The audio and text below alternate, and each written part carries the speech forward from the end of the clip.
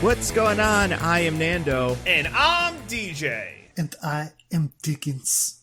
Oh boy. And this is Mostly Nitpicking, a podcast where every week we pick apart a piece of pop culture by looking exclusively at the details. Woohoo! You know what kills me about that one is that, so I had just finished What If, so I'm like way late on the train, but I guess like micro spoiler for What If.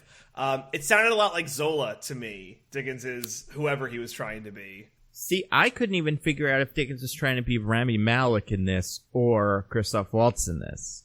There's so many weird, like, I don't know. I don't even know how to describe them. I was being Lea Seydoux. Very good job. The true villain of this movie. Cool. Hey, we're here. Yeah, woo! We made it. Podcast. There's so much pop culture going on. We had a big discussion before about just all the stuff going on in the world, and now we're here to talk about something that feels like it came out 3 weeks ago. It did, in fact, come out last week, or at least kind of recently, right? When did this movie come out? It was, in fact, a week ago was the official release date. Yeah, wild. Yeah, great stuff. Listen, great stuff. Calm down, Johnny Carson. Yeah, classic stuff.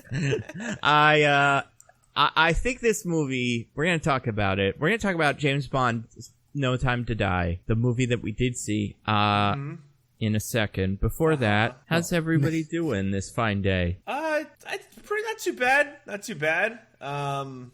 Yeah. I made up for last week's terrible recommendation performing by just intaking a lot of media, and I'm like, by gosh darn it, I'm gonna have things to recommend. So that's good news. Cool.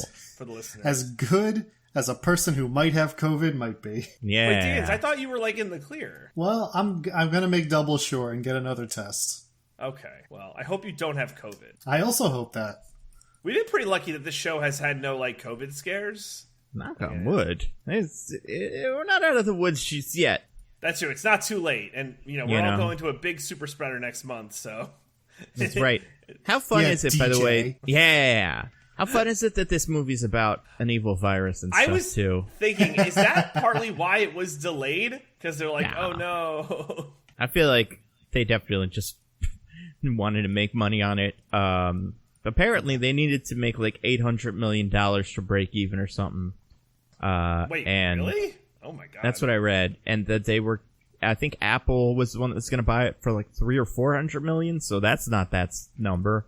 So you can't put that out until you have an opportunity to make $800 million. That's a good point. And I don't think they did, but that's besides the point. But yeah, so that is the funniest. Not the funniest, but that is the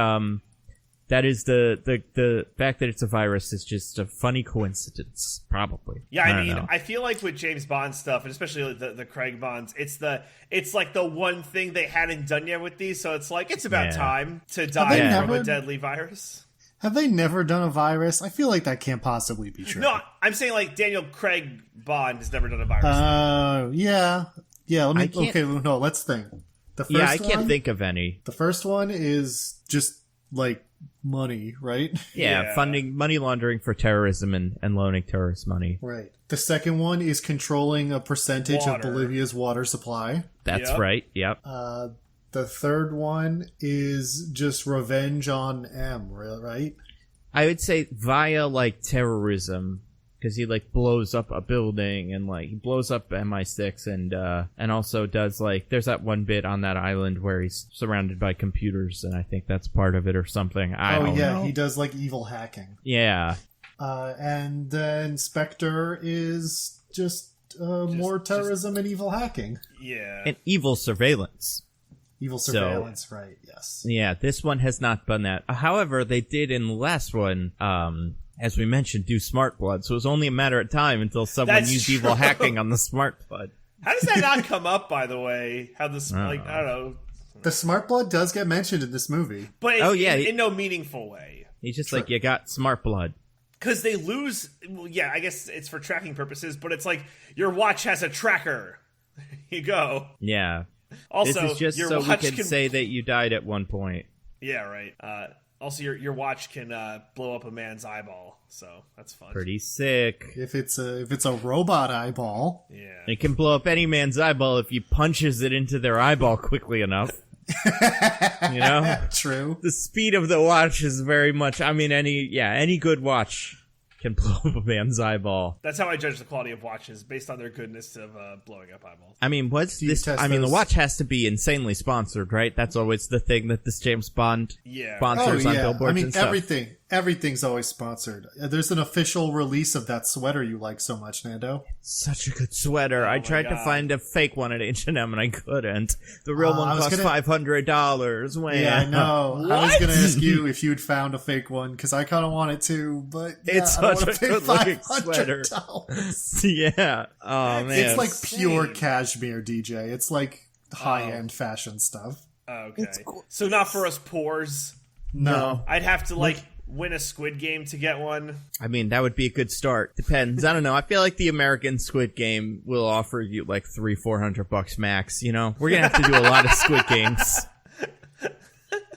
It's diminishing returns, especially after you know there's Squid Games. You just go in with knowledge of all that. There's only so many children's games. We're gonna talk about Squid Game next week, most likely. Definitely. I need to talk about it. So many hot takes. Not really, but I do want to talk about it. Unless I can find a different, worse movie that we can do. Just like absolute dog shit. So if you have a suggestion for a recent movie that's just completely fucking terrible, please at me. So I did talk to people, or I did read the replies, and someone replied with a movie called Circle, which I did watch about 15 minutes of. It is truly terrible, but it's also kind of old. No, it's not. It's different than that, apparently.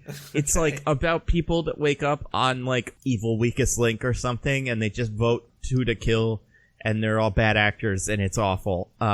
But it's hard to describe, but also it's super boring, and it's kind of old, so it's not even relevant for that reason. It sounds terrible.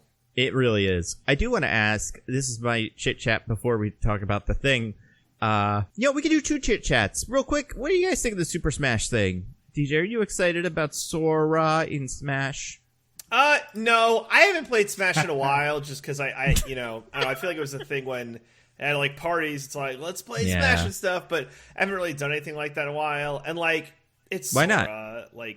Why haven't you had parties in a while? Oh yeah, any specific reason? No reason. Not in that. He's just become more antisocial as he's gotten older. That's true. These last 2 years have really antisocial DJ. I mean, it is funny that Nintendo has what I've heard is the worst online, mode, but because they had Animal Crossing, that was able to float them through the pandemic. Big update for Animal Crossing announced today. It was, big. I saw that. They have a chair or something, right? And yeah, other stuff? Yeah, chair the now. froggy chair, yeah. People are pretty excited. But yeah, the Sora can fly or something because he's floaty, right? He can float for a while.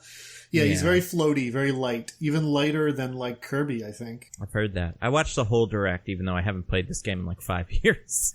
I just was happy to see Sakurai, being done. I just want him to be happy. Genie. Yeah. I mean, he'll never be done, though, right? I don't see it. Will Nintendo ever release him from his prison? Yeah. You know that room in the Directs? He actually isn't allowed to leave it. I think that's true. I feel like if they released him from his prison, he would immediately get snapped up by somebody else, and they would put him in a different prison and make PlayStation All-Stars Battle Royale 2 but good or something. It'll never end. I forgot about PlayStation All-Stars Battle Royale. Well, it's going to be main stage at EVO now that Sony owns EVO. Oh, yeah. boy. So I have 3 things, actually. Okay. So there's that. Sora, who gives a shit? Anyway, great. No Mickey. Hilarious. Real quick. I don't want to talk about this too much because I don't want to give it away, and I don't want either of you to say it if you've heard it. Did you see the trailer I posted on Twitter 2 days ago? Yes. Where it's hey, watch this trailer, but the title's kind of going to hit you like a train. So get not. Ready for Oh, it's so my good. God. What kind of guessing game do I have to play? This would be horrible audio, but I want you to watch that trailer and make as many guesses as you can as to the name. Maybe we should do this at the end of the show. Because I don't want to spoil it for people, and I don't even want to be I don't want people to be you know what, I'll have it spoiled for me, it's fine. but I do think it's fantastic, and yeah, it's so good. All right, so I guess stay tuned and stay tuned if you want to see DJ watch this or hear DJ watch this trailer. We'll make it like a game. You can watch it along, and we'll all guess together. Real quick, I did get an update from someone just now over Twitter. I don't know if either of you've seen this. It's a 10-minute old story, so get ready. You guys ready for this? What's up? Yeah. Michael Caine has revealed that he has retired from acting. No! He's done. I'm upset beyond words. We'll have to get him on to hear his thoughts on it. Can we even? Yeah. Does he consider podcasts acting? Is that what he's going to do now? Start a podcast? I don't think anybody does. Yeah, that's fair. Bear the content at this point. I mean, the celebrity podcast is the biggest thing going, so... Yeah, is he going to restart that Barack Obama, Bruce Springsteen one? Yeah. Now with Michael Caine, like the third twin? The new hotness is TV shows about podcasts, like Only Murders in the Building. Oh yeah. So maybe he'll do that. Only Michael's in the building. Yeah. We'll have to hear, see if I'll see if I get a hold of him at some point, and then we'll, Obviously, this is far too short notice. He couldn't possibly show up. He's definitely having a big day. What's that, gentlemen? Is there talk about me? Huh? Oh no, Michael! I'm so sorry about the news. No, this is all right. Is it? Yeah, I'm 90 years old. I spent a great run. Been acting since I was 12, and I gotta say, it's been talking to you folks here. Mostly nitpicking is the highlight of my career. Oh my god! Wow, that is so kind of you to say. Austin Powers. I think that really what this boils down to is it's just time that I need to spend with my family, and so I should be acting. I will say though, I will say, if Christopher Nolan needs me to sit in a cafe, eat some lobster, and just kind of pontificate about the world, and pay me $30 million to do it, I might. That's not really acting if you get down to it. That's true. It's just reading lines off of Daniel Washington's chest or whatever that are written in front of you. Precisely. Now you see me 3. Unlikely. Now you 3 me. Now you 3 me. Yeah. Now you see 3. Yeah. Now you 3. That'll be 6. But, unlikely. But you know what? Maybe I'll need some money. Clear up these gambling debts. I mean, art collection. NFTs. I really started getting an NFT. Oh, no, Michael Caine. No, it's great. Oh, you're an NFT guy? Yeah, I would encourage anyone to look into some NFTs. It's How many of those lion ones do you have? How many Millions? NFTs? Oh, I probably have somewhere in the range of 10 to 20,000 separate NFTs. Mostly gifts of Homer Simpson flossing. That's most of my collection of NFT. Oh, were you bought into that one that turned out to be a scam? One of them. Which scam? one? That's Wait a second, an NFT? No, that doesn't sound right. This is disheartening news on the day that I've announced my retirement from acting. Yeah, Michael Caine, when are you going to make an NFT? You could make NFTs. I just assumed that just something that they just came from the internet. I didn't know you could make an NFT. Well, I mean, came from where in the internet? Like the internet diamond mine that they. I don't know anything about the internet. I stopped going on a computer 10 years ago. It's my assistant goes on, answers my emails, and just buys NFT with my millions and millions of dollars. Oh, shit. It's a great way to live, yeah. That's great. And if you'll be interested in millions of dollars, you could probably make an NFT, and I'll buy it. I'll buy anything. Wait, if you haven't used a computer, how do you see the NFTs? Or do you not consider phones computers? Well, they print them out for me. They just print out an NFT for me, and then I can see. You said a bunch of them were GIFs. Well, I mean, yeah, I don't see the animation. They print them out like flip books, like old Captain Underpants books. Flip-O-Rama. Michael Caine, you're wasting a lot of paper. Simple, yeah. Real quick, Michael Caine, you said that now you want to spend some time with your family. Does that mean for the first 90 years of your life you hated your family? I still hate That's why you did acting? What? Oh, okay. In my twilight years, I realized there's nothing more important than family. Fast and Furious, but it's okay. And I can rewatch those movies now. I've been putting it off, but now I catch up on that. But you can't be in one. Yeah, does it make you sad that you will now never be revealed to be Helen Mirren's husband in those movies? Listen, never say never. I always like to leave the door open on these kind of things. It's good. I don't want to give anything away about what a conversation's gone with me and Universal, but We'll see. Wow. Maybe that will be all you do. Is just like, instead of racing or anything, you're just in a cafe talking to Vin Diesel about some old fucking village that the villain lives in now. Wouldn't that be something? Well, listen, this is an open offer to any director. If you would like me in your movie and you have $30 million and a lot of NFTs, I will sit in a chair with a fishing hat on and fish, and I'll just talk. And if you want to put a camera in front of that and use it for a movie, be my guest. You would say my character's done anything. There's just, I don't want people to forget about good old Michael Caine. So, well, maybe what you should do then is I have a director, someone like Richard Linklater or something, just film you and get what they get and then build the movie around that. Like, just whatever nonsense you're talking about, then the characters have to do things that leads to that conversation. That's a crackerjack idea. That's an idea. It's an idea. I'm very much like that. That's I like that. $1 million idea or a one NFT idea, as we say in the business now. NFT, yeah. So. Well, that's really cool. Sorry, well, I mean, Nando, actually, since you finished that sentence, it's now like a 37 million NFT idea. Oh my god. Wait, does that mean 37 million NFTs equal $1 million? Oh no. Yeah. Michael Caine, you're broke. No, you're done I'm for. gonna have to do movies again. Oh, it's a great day for the film industry. I'm gonna do movies again. Man. All right, let me call up Christopher Nolan so I can get him whatever thing he's gonna film next, and I'll be whoever's dad or brother or whatever he needs. So Robert Oppenheimer, right? You're gonna exactly. be Robert It's Oppenheimer. Not the last you see on Michael Caine. Very good, very very good. Hey, Michael Caine, are you gonna be in the Flash movie with all the Batmans and stuff? Yeah, well, I mean, are you guys okay with the little mostly nitpicking exclusive? I mean, this will be out after Fandom, so I'm sure you're gonna release. You're gonna say it tomorrow, but. Yeah, all right. Well, I would like to announce that I'm actually going to be in the Flashpoint movie as Alfred, but also Batman. Oh my god! Wow. It's a big day for Michael Caine. What Batman are you going to be? Like, what's your Batman's universe like? It's all butlers. It's a universe of butlers, and I'm the butler Batman.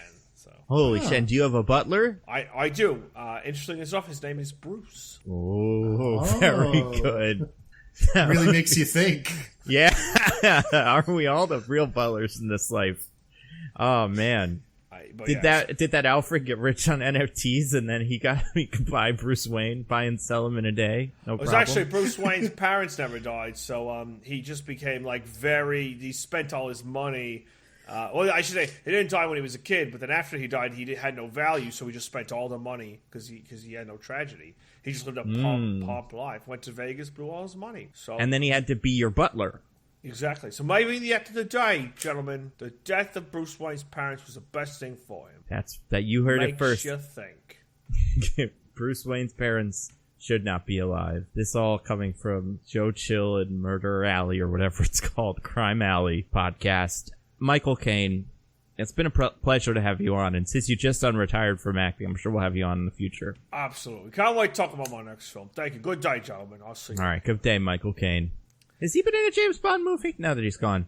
I don't think so. I don't think he ever has. Guys, sorry, I had to run real quick. We paused, right? Did I miss anything? You guys waited for me, right? No, and Michael Caine unretired, so it was kind of pointless in general. Yeah, he's back. Oh my god, he's back, baby. That's such good news. Yeah.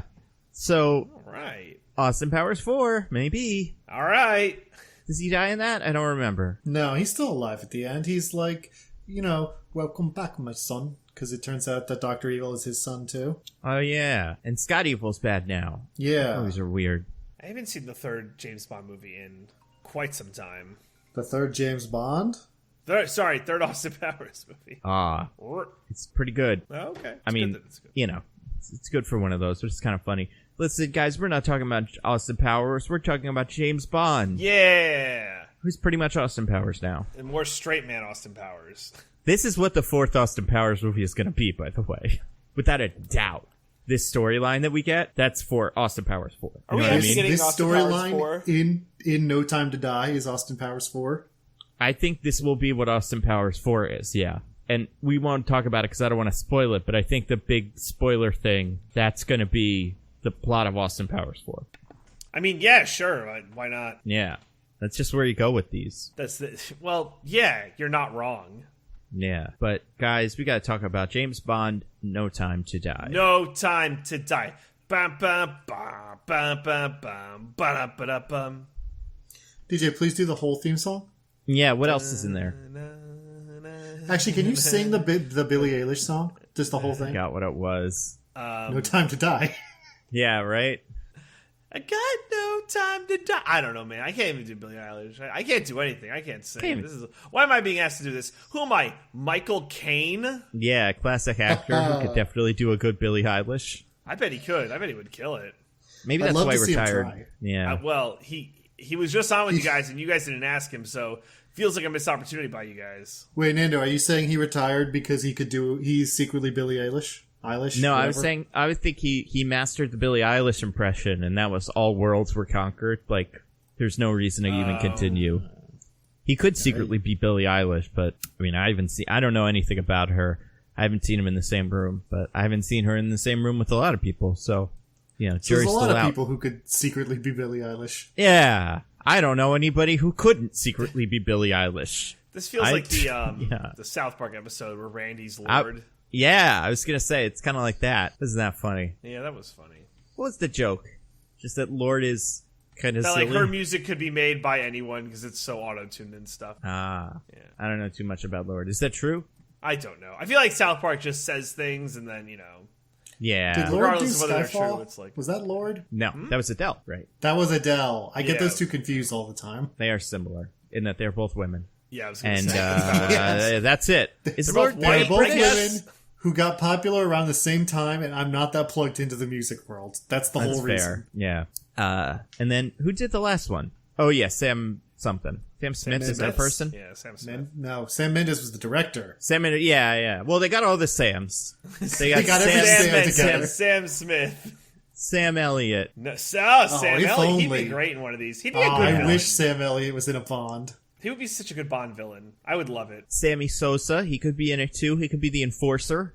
He could be Yeah. Batista's role. Yeah, I mean, he's so full of steroids, Bond could never win. Yeah, and those are all the Sams. It's every Sam who's ever existed. Sounds pretty good. They have a club called Sam's Club that they go to every couple of days. It's very big. I've never been inside. It's just like Costco. There's really no appreciable difference. But only for those 4 people, or only for the Sams of the world. It's the Club of Sams. pretty good. Trader Sam. You got Trader Sam. Another one. Who's that? From Jungle Cruise. Oh, yeah. Oh, yeah. Oh, speaking of Jungle Cruise, I talked to someone the other day Yeah. who told me that we were wrong about Jungle Cruise, kind of, or something. What do we do? It doesn't have a supernatural element. No, it's that in like the canon of the Jungle Cruise movie does match up with the Jungle Cruise ride, and I don't think we mentioned this because he said we didn't.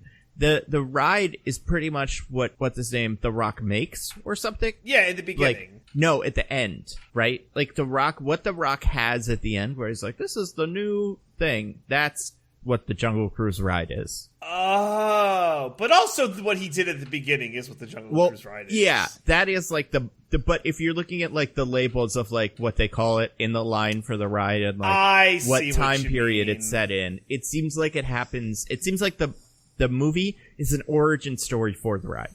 Okay, but not the British part.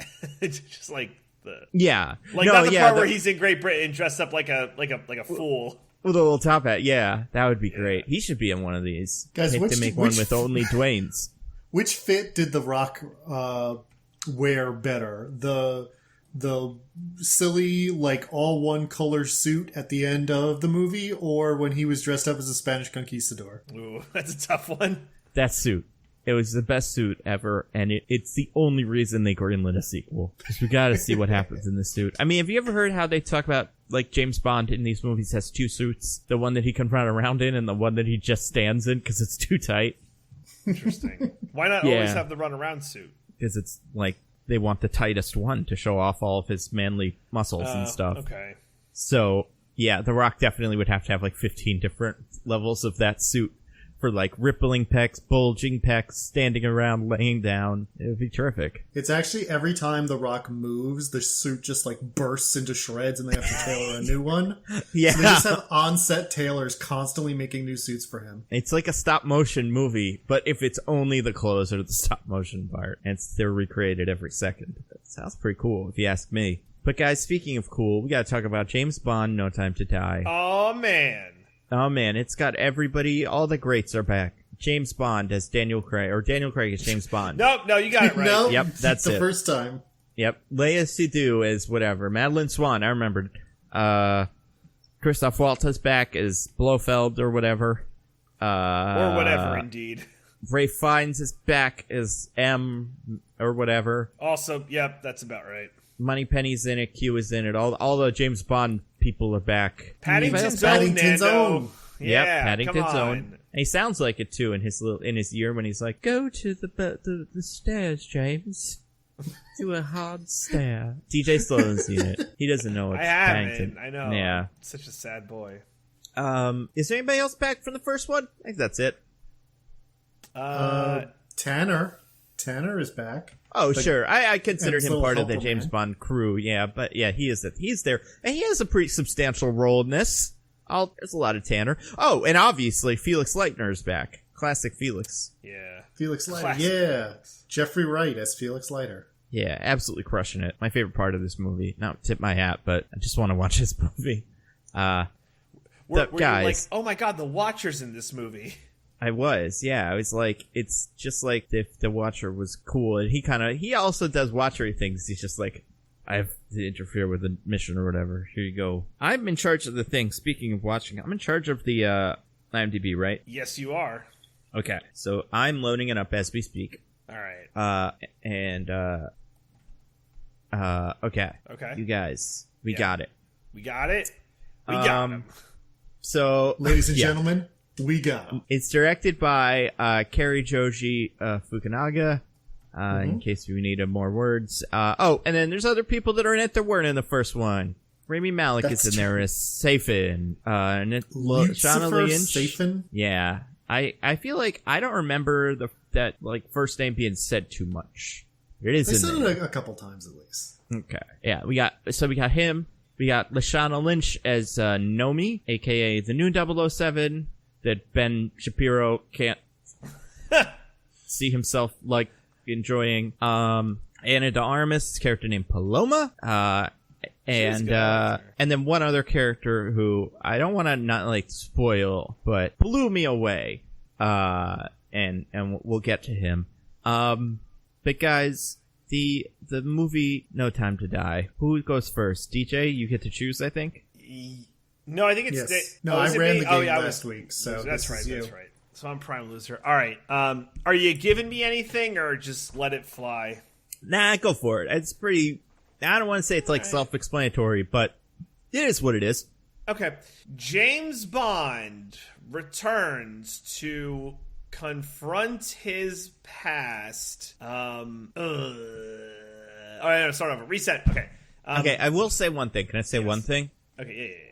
It does seem to focus on one part of the movie that I maybe wouldn't focus on in this. Really? Yeah, kind of. Not in a way that's crazy.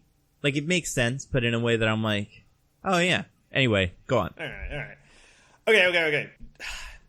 James Bond must come out of retirement and confront his past to take down an evil mastermind who plans to use a deadly virus to take control of the world. Okay. Yeah. I'm gonna say in the thrilling conclusion to Daniel Craig's turn as James Bond. Oh God, he won it. Bond must confront his past as a shadowy new nemesis arrives to. A shadowy new nemesis arrives, bubbling up old wounds to the surface. Well, that's a good one. I gotta say, it's a complete tie because neither you really got it at all. That's fair. Huzzah! That's fair. I kind of don't want to do the naming things in the thing. That's fine. Like that's fine. that. Let me see real quick. Total redo? I mean... It's an absolute mulligan? We could do that. The important thing is that our tiebreakers are always wildly inconsistent. That's true. Yeah. How about this? Let me guess the runtime of the third trailer. Yeah. How about this? Yeah. Give it another shot. Try again. All right. Okay. James Bond must team up. Okay. After retirement, James Bond must assist the CIA with MI6's new 007, Know Me. The two of them must take out a virus processing plant in order to prevent global devastation. Okay, Diggins. Betrayed by the person he loved most, James Bond comes out of retirement for one last job. All right, I'm going to give it to DJ. Huzzah! DJ did get one bit. So, first of all, I kind of wanted to give it to DJ the first time, and this was cemented by the second time because DJ's ones both start with James Bond. Yeah, baby! Okay, here we go. This is what it was. James Bond has left active service. His peace is short-lived when Felix Leitner, an old friend from the CIA, turns up asking for help, leading Bond onto the trail of a mysterious villain armed with dangerous new technology. It's crazy they focus on that CIA part. I mean, it's kind of like the whole movie when you really get down to it. I mean, like, it's not... In the second half of the movie, it becomes about something else, kind of. But for the first half, it's mostly that. But I also liked in the second run, you guys both said that he was retired, which is important. Because James Bond retires every other movie in these like new ones, so that is true. Yeah. And then DJ, you both kind of got at the villain, but neither of you. I feel like one of you said like shadowy antagonist or something. If he had said mysterious villain, that would have been great. Diggins had a good one. He was close. A shadowy nemesis or something. Yeah. But it still wasn't quite there, and you were both too specific when you talked about the virus. It was all about the dangerous new technology. Of course it was. And Father, you'd mentioned Felix Leitner as the only other named character in this. That would have been a game changer. That's insane that it's not the new 007. It's fucking Felix. I mean, she's pretty secondary to the overall plot, which is a Felix Leitner plot, and then it's she shows up also there. But also, there's the whole other bit of the movie that isn't even kind of hinted at here. So, DJ, you won. You can start. What'd you think of James Bond, No Time to Die? I generally like this movie. I'm have a very, I don't know, smooth brain take and I thought it was a little too long. I didn't think it was ridiculous. And by the way, the other piece of news that we didn't talk about, that Eternal's runtime's clocking in at 2.5 hours. So that's going to be fun. Well, I mean, that's the rule of the movie, is if your movie's name is something like The Movie That Lasts Forever or No Time for the Movie, it has to be very long.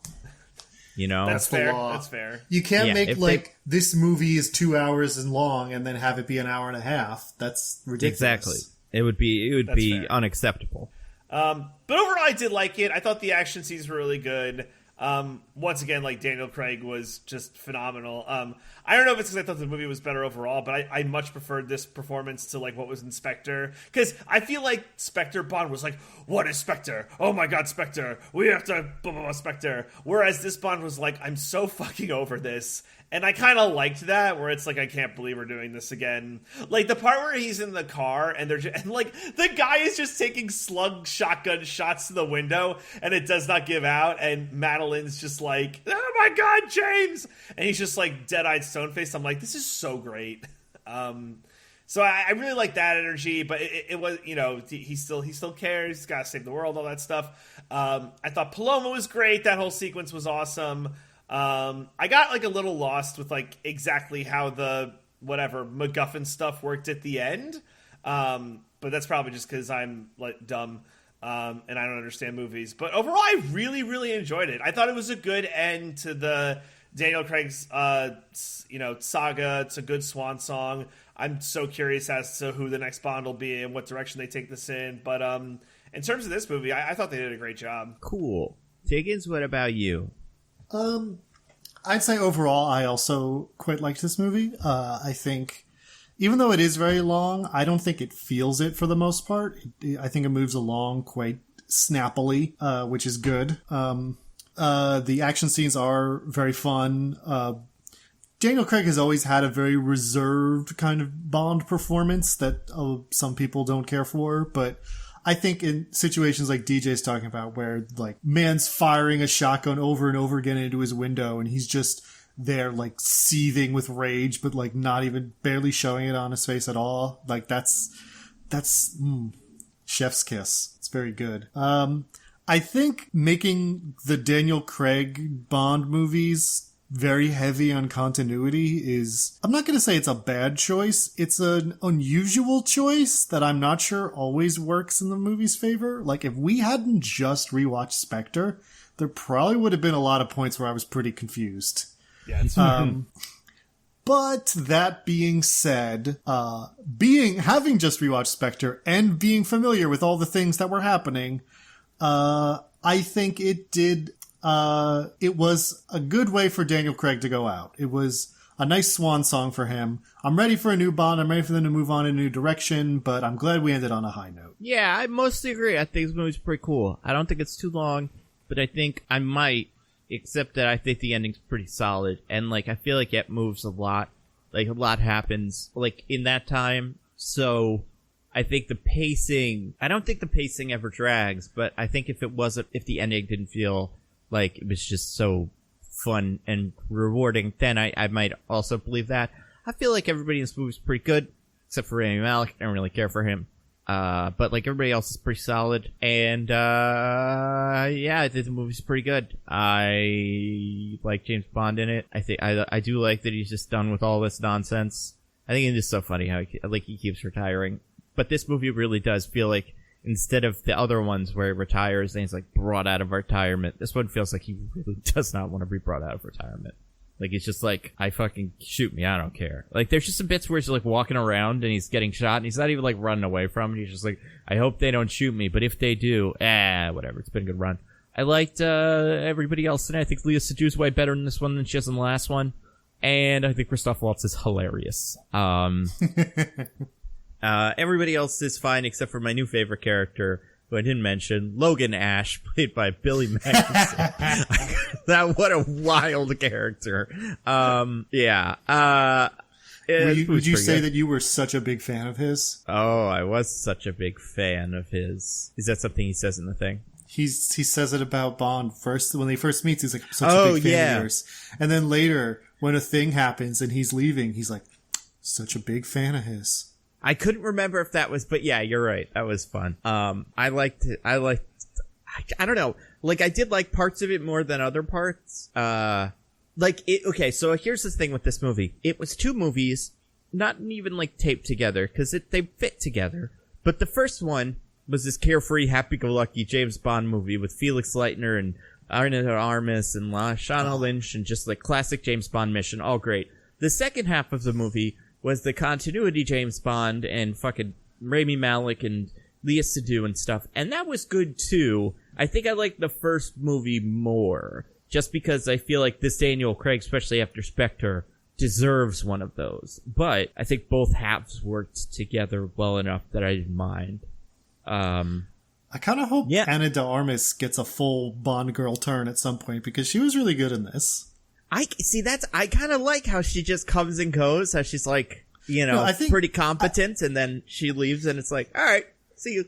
Yeah, I think it works for this movie. I'm just saying, like, she was so good in that like, hey, if she got a full turn later, I think that would be pretty cool. Yeah, I think that's fair. I feel like most of the characters in this, well, not most of the characters, a fair amount of them die, but her and Lashana Lynch, I think if they were setting them up for a different movie, like a future movie, or like if they did more with them, I think it would feel reasonable. I think these movies did enough to make them kind of cool, and like, but without being like, I'll see ya in my next movie, Ana de Armas James Bond spinoff. Like, they didn't Dark Universe it. Yeah. No, if only they would. Right? If only they would walk through a room with like all of the other James Bond's heads in it or something, and it's like, oh, yeah, he's got them all. Yeah, I don't know. It's good. It isn't my favorite James Bond movie of the Craig era, but it is good. And I think it's better than good, but it's not great. Casino Royale. Yeah, it's great. I think it's pretty great. Is Casino Royale your favorite? Yeah, I think it's the best one. I think it's the most movie of any of these movies. I think Skyfall is fun, but I think Skyfall for me, with that whole I actually wanted to be captured so I could go shoot Judi Dench for fucking out of nowhere. I don't know. I didn't love the end of Skyfall, but and Casino Royale is just real fun. But it's good. Skyfall is good, but I feel like it's one or the other. You have to, it's not like, I really feel like Quantum had a lot of good stuff in it. I like that bit where everybody had an earpiece on and he screamed into it or whatever, and they all looked at him and he was like, okay, you're all the bad guys. That was pretty funny, though. Mm-hmm. What's your favorite, TJ? My favorite is Skyfall, actually. I just think the combination of, tension and action and I don't know, I'm a sucker for the whole plot to get M and I also the ending thing at the orphanage or whatever, the Skyfall I think is from a movie perspective, cinematics and action and tension and music, I think's for me very chef's kiss.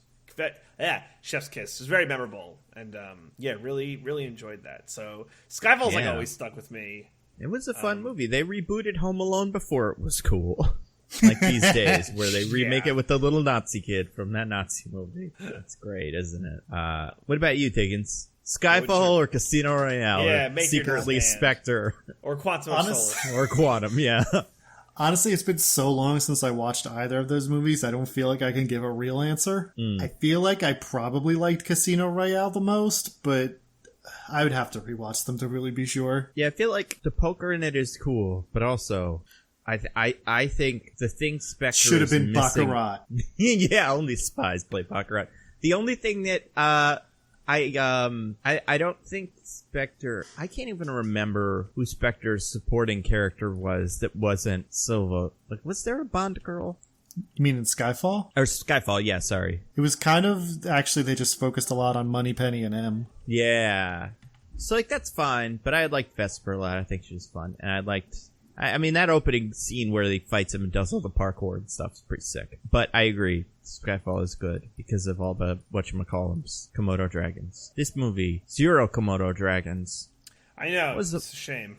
What was the weirdest special effect in this movie? I'm trying to remember.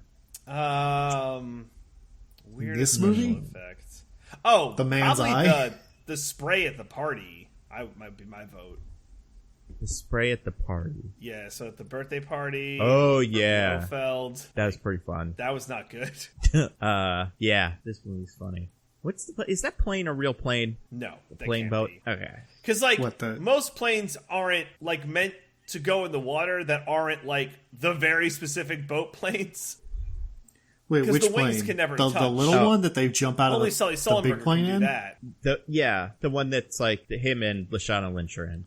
Yeah, because the wings can never touch water because the plane would flip over and over and over again. Yeah, that's true. You know what? I guess as far as special effects go, there was a lot of smoke in this that was magic smoke, right? It was red or whatever, and then that was fun. It's yeah, sure. More smoke, the better. That's what I say. I don't need any more smoke monsters, Nando. Come on. Yeah. What did you guys think of? We already said it. We liked Daniel Craig in this. Are we gonna spoil it? Yeah, probably. I think we kind of gotta, right? Yeah. Let's talk about Daniel Craig. It's very important. All right, guys. Spoilers for No Time to Die. So, go watch it and come back. All right. 3, 2, 1. He dies at the end. And I think that was pretty good. I cried. I did too. It was very sad. I didn't cry because I'm a big, tough, manly man. Oh my God, you are a big, tough, manly man. So fucking tough. Oh my God. I wish I was half as tough as Diggins. Yeah, everyone says this. I like that little bit at the end. He did all the James Bond things in a row. That was fun. Yeah, right. It just was fucking do it all, every single bit.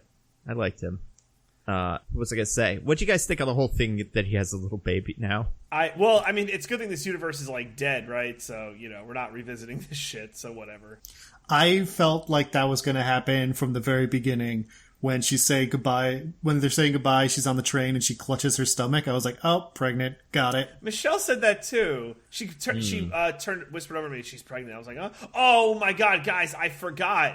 I forgot to tell you. Let's hear it. Oh my god! All right, so audience members, listeners of our podcast, I had mentioned in Nando and Diggins that No Time to Die for me was the absolute worst movie experience I had ever had. So incredible. Like based off one thing alone, it really just takes the fucking cake. You were there with your wife. Wow, you are a monster. No, I'm suggesting that you're a monster. I don't think Michelle would ruin a movie, but maybe you do. Yeah, that's fair. Was it because Logan Ash died, your new favorite James Bond character? That ruins any movie for you? Once that happens, I'm like, oh, gross. Get out of here with this Logan Ash death. So I sit down in my seat, and there's a woman like sitting next to me or whatever.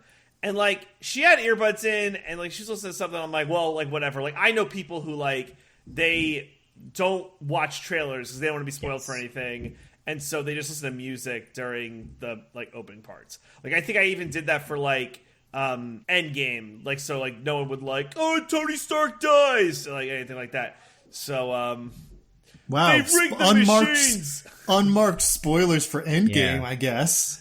And No Time to Die. Tony Stark also dies in that. That's true. He would be Inspector, I think. Right, but we marked the spoilers already for this movie. Yeah, exactly. So I was like, whatever. So the movie starts, and like she's like watched it on her phone and has headphones in, and I'm like, this is insane.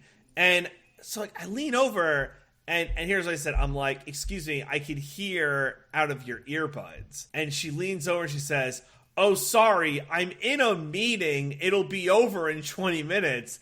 And what? Like, yeah. What? And I'm like, can you take it outside? She's like, absolutely not. And just like puts her headphones back in and like continues this bullshit. Michelle and I were so fucking mad. I know. No, you know what? Like, that's so crazy that I respect it. No. Stop it. And like, I am not making this up. Like, this fucking happened. Like, this is a real thing that happened. I'm not lying. Like, this shit, I fucking couldn't believe it. That is such a power move. What a hashtag girl boss you were next to. No. It's like girl boss now, like also dickhead. Like, is that what we're going with now? Like, fuck that. Yeah. Girl boss is bad now.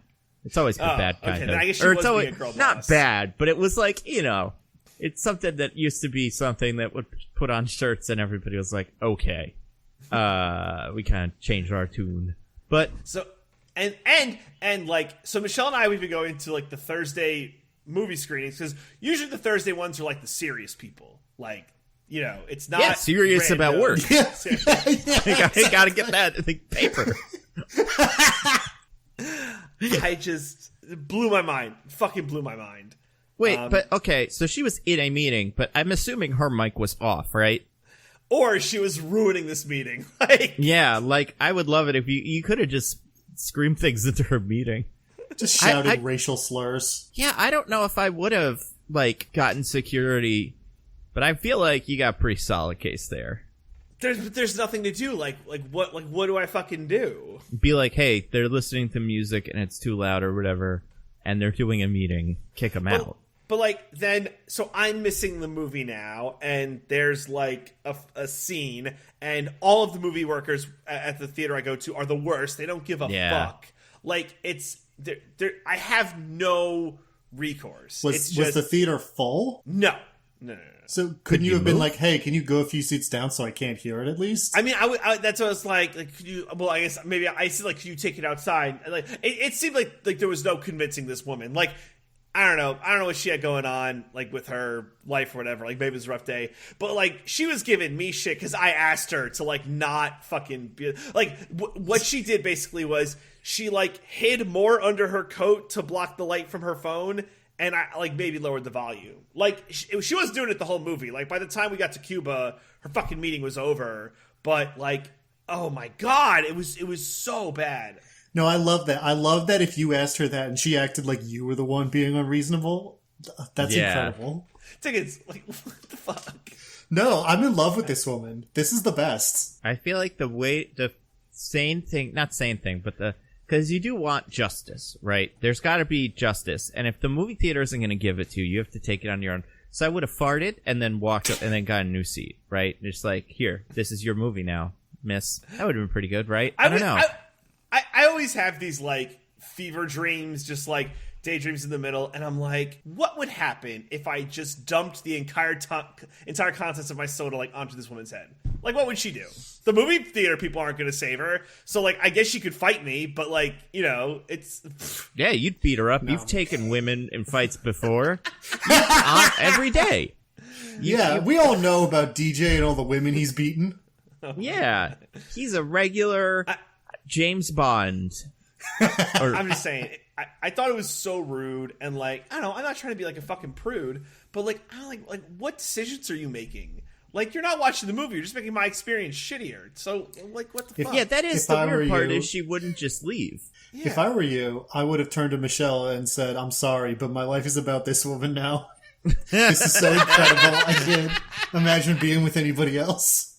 Diggins, I don't know how horrible people like this can ensorcel you. Like, I just don't understand. It's just, I don't understand how you be this person. It's so fascinating to me. I can't think of anything else. Are you jealous? Like, do you wish you were this person? I wish I could be so free. Yeah, it would be pretty brave. Oh my god. So, anyway, as I just wanted to get that out there, worst movie-going experience ever. So, Diggins, there's no more witch at this point. I just have the worst fucking luck. No, DJ, I think a meeting with the witch. Nando said this off mic, so I'm giving him his proper credit, but it sounds like you're just doing more things to the witch, like you're deliberately antagonizing her. I don't know what I gotta do to make this right. I think you have to kill the witch at this point. Maybe. I don't think the witch will ever forgive you. Yeah. So dumb. I mean, that's wild. Yeah, so I you know what? I hope this keeps happening. I hope I have more and more ridiculous stories to bring back to this podcast with my batshit insane movie-going experiences, because they just keep getting it's I couldn't believe it. I couldn't believe it. I was like, I'm gonna say something. I usually don't like being that guy, but like I did it, and just like fucking nothing. Way to go. I mean, wild. Absolutely wild. Anyway, like, sorry, there's the tangent, so, yeah. So, okay. Back to Daniel Craig dying. I'm sorry, we're going to do this podcast, and the only thing I'm going to be thinking about is this woman. I would have gotten her number for you. She was there with her husband, by the way, so. Oh, DJ, no, you've ruined it. You've ruined it. Yeah. Maybe it was her brother, I don't know. I hate to assume. Now, okay. So, yeah, back to the movie. Where do we even go from here? Well, I have a question. Like, what happened in the first 20 minutes of the movie? Yeah. How did you guys feel about Bond dying? Because this has never happened before. This was a first. Yeah, I guess you're probably right. No, he's never died before. I checked before saying it. I didn't just want to lie. What am I going to do, lie? Yeah, what would you lie? I mean, yeah, how did I feel about it? It was, it was sad because he died. That's true. Like I said, they've been doing a thing with the Daniel Craig movies where they're kind of like a continuity, which is not a thing they've really done with James Bond before. They've had some oblique references and recurring villains and stuff, but generally every movie has been its own little self-contained thing. Yeah. So I think it makes sense in that context to give that character, this version of the character, a definitive ending, which they've never really done before. Like every other Bond's last movie is just the one that was so bad they decide to do someone else. I know, right? So it's kind of nice to have this big send-off for Daniel Craig. Yeah. I was wondering if this will, like, before his demise in the movie, I was like, will this be his last one? What if they, like, just, pay him tons of money? But I guess it was like, no, we're gonna make this the absolute definitive last one, so. DJ, if they really wanted, they could do it. Well, I feel like there was a second where I'm like, oh, is he gonna, like, jump off of the thing right at the last minute? And it's like, well, maybe, but nah, they definitely did it. Like, they explode him. He exploded big time.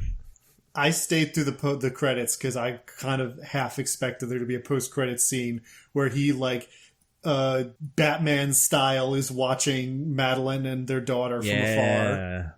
By the way, so I mean, since we're here, so the reason he dies is because he explodes on an island they had to blow up because it had a bunch of virus on it. And I didn't fully get this. So he got virus on him that was like coded to Madeline and the daughter so he could like never touch them without giving them virus. Yes, that's right. Correct. Okay, and that's enough for him to be like, yeah, I die now. I don't want to live no more. Well, he also was like badly hurt with minutes to go and had to go back and open the silos. So I think that's what made him okay with it. But like, I don't think he could have done something about it if he wanted to. Yeah, same. I feel like they did put like both of them in there where it's like he can't have escaped, and also he might not have wanted to anyway. I feel like it just leaves it a little bit more ambiguous. I don't know. Like, maybe he could have, I don't know, like, found a cure or whatever.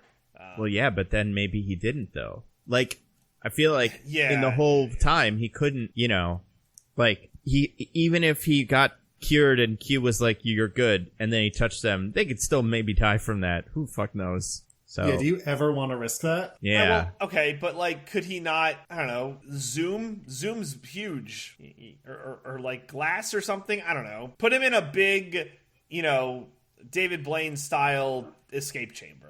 Put him in a little cage. Do the Pushing Daisies thing where she like kisses him through saran wrap. Yeah, I mean, he could have done that, but also he's just so in love that he would have like been so. I mean, Listen, he's James Bond. DJ, He has no self-control. Yeah. He would have touched her eventually. DJ, are you suggesting that we have a James Bond who goes the rest of his life without nutting? Well, unconscionable. He could, you know. Oh boy, this is like a weird thought, but like he could nut with other people.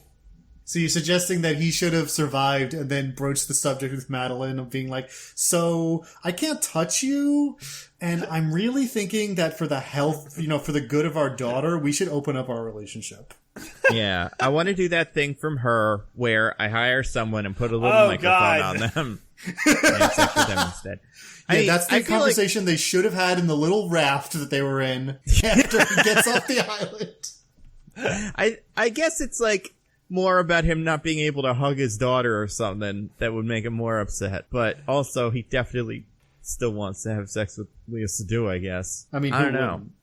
Yeah, she's really cool, and also she's been like living on a fucking island for 5 years, or not an island, but like she's James Bond is so great that after you fall in love with him, you just go straight into hiding because you can't. There's no one else, you know. You can't fathom any other possible way. Any other man or woman or anything. No. Yeah.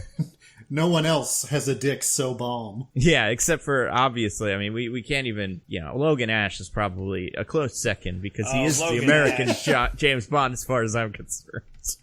Let's talk about the story. Okay, yeah, so James Bond, real quick, in the beginning, he quits because he explodes, but then it turns out he didn't explode. Or not like explodes, but like the bad guy tries to kill him, and then he does a pretty cool fight scene and stuff with the car and swinging around and all that stuff.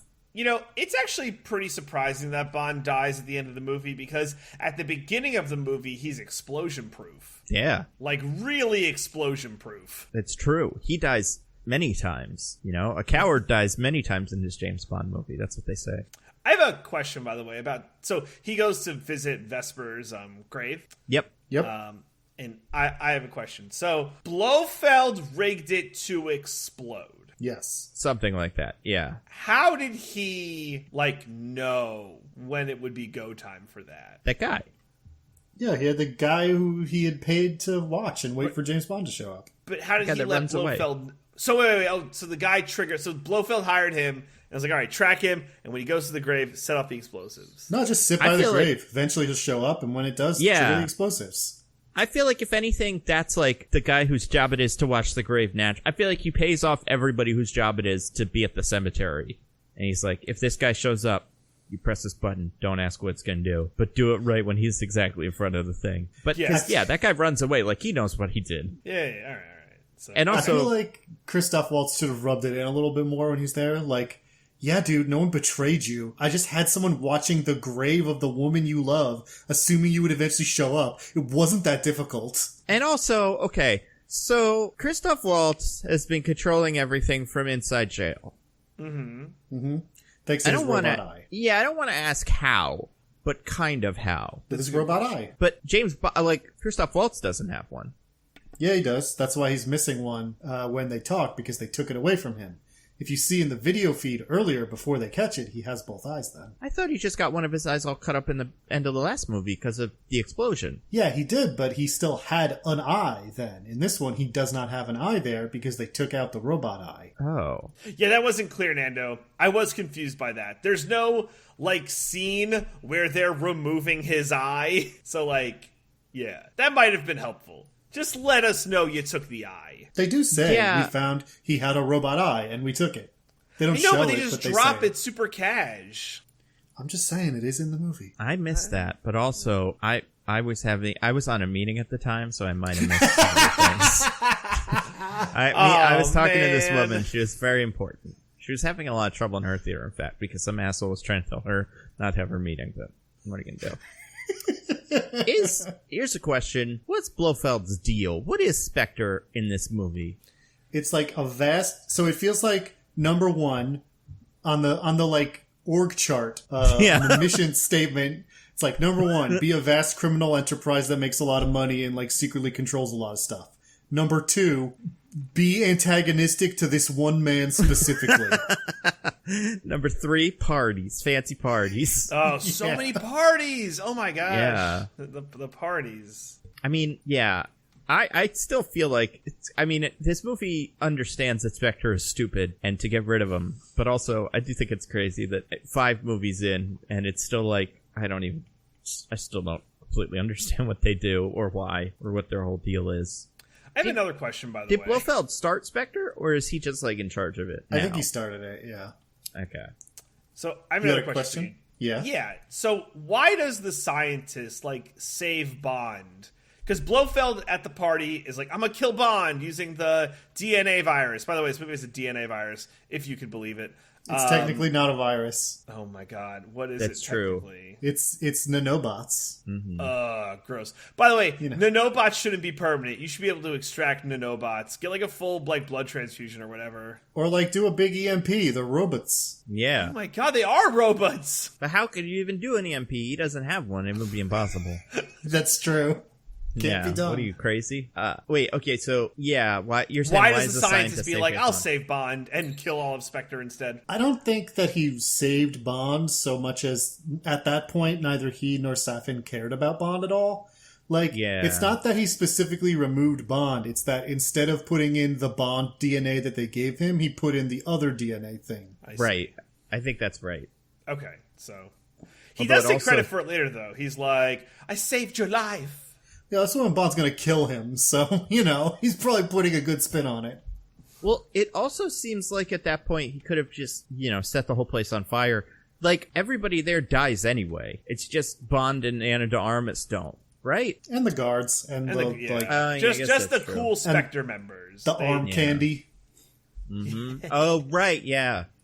Hey, real quick, remember the beginning with that scientist guy? He's in it a lot. Remember when they start with him and the guys? Yeah, when the guys at the... are you going to say it? When they're, like, doing a big prank on him, like, oh, we put smallpox in your lunch. Oh, yeah. That was so funny. Everybody in my theater went, oh, no, the movie is bad. And then it was, never mind, it's just a joke. It was pretty sick. Yeah, when they're like, oh, have we misplaced the smallpox? I was like, is this really it? And it's like, now you can't eat your tomato soup because we're pretending we put smallpox in it, idiot.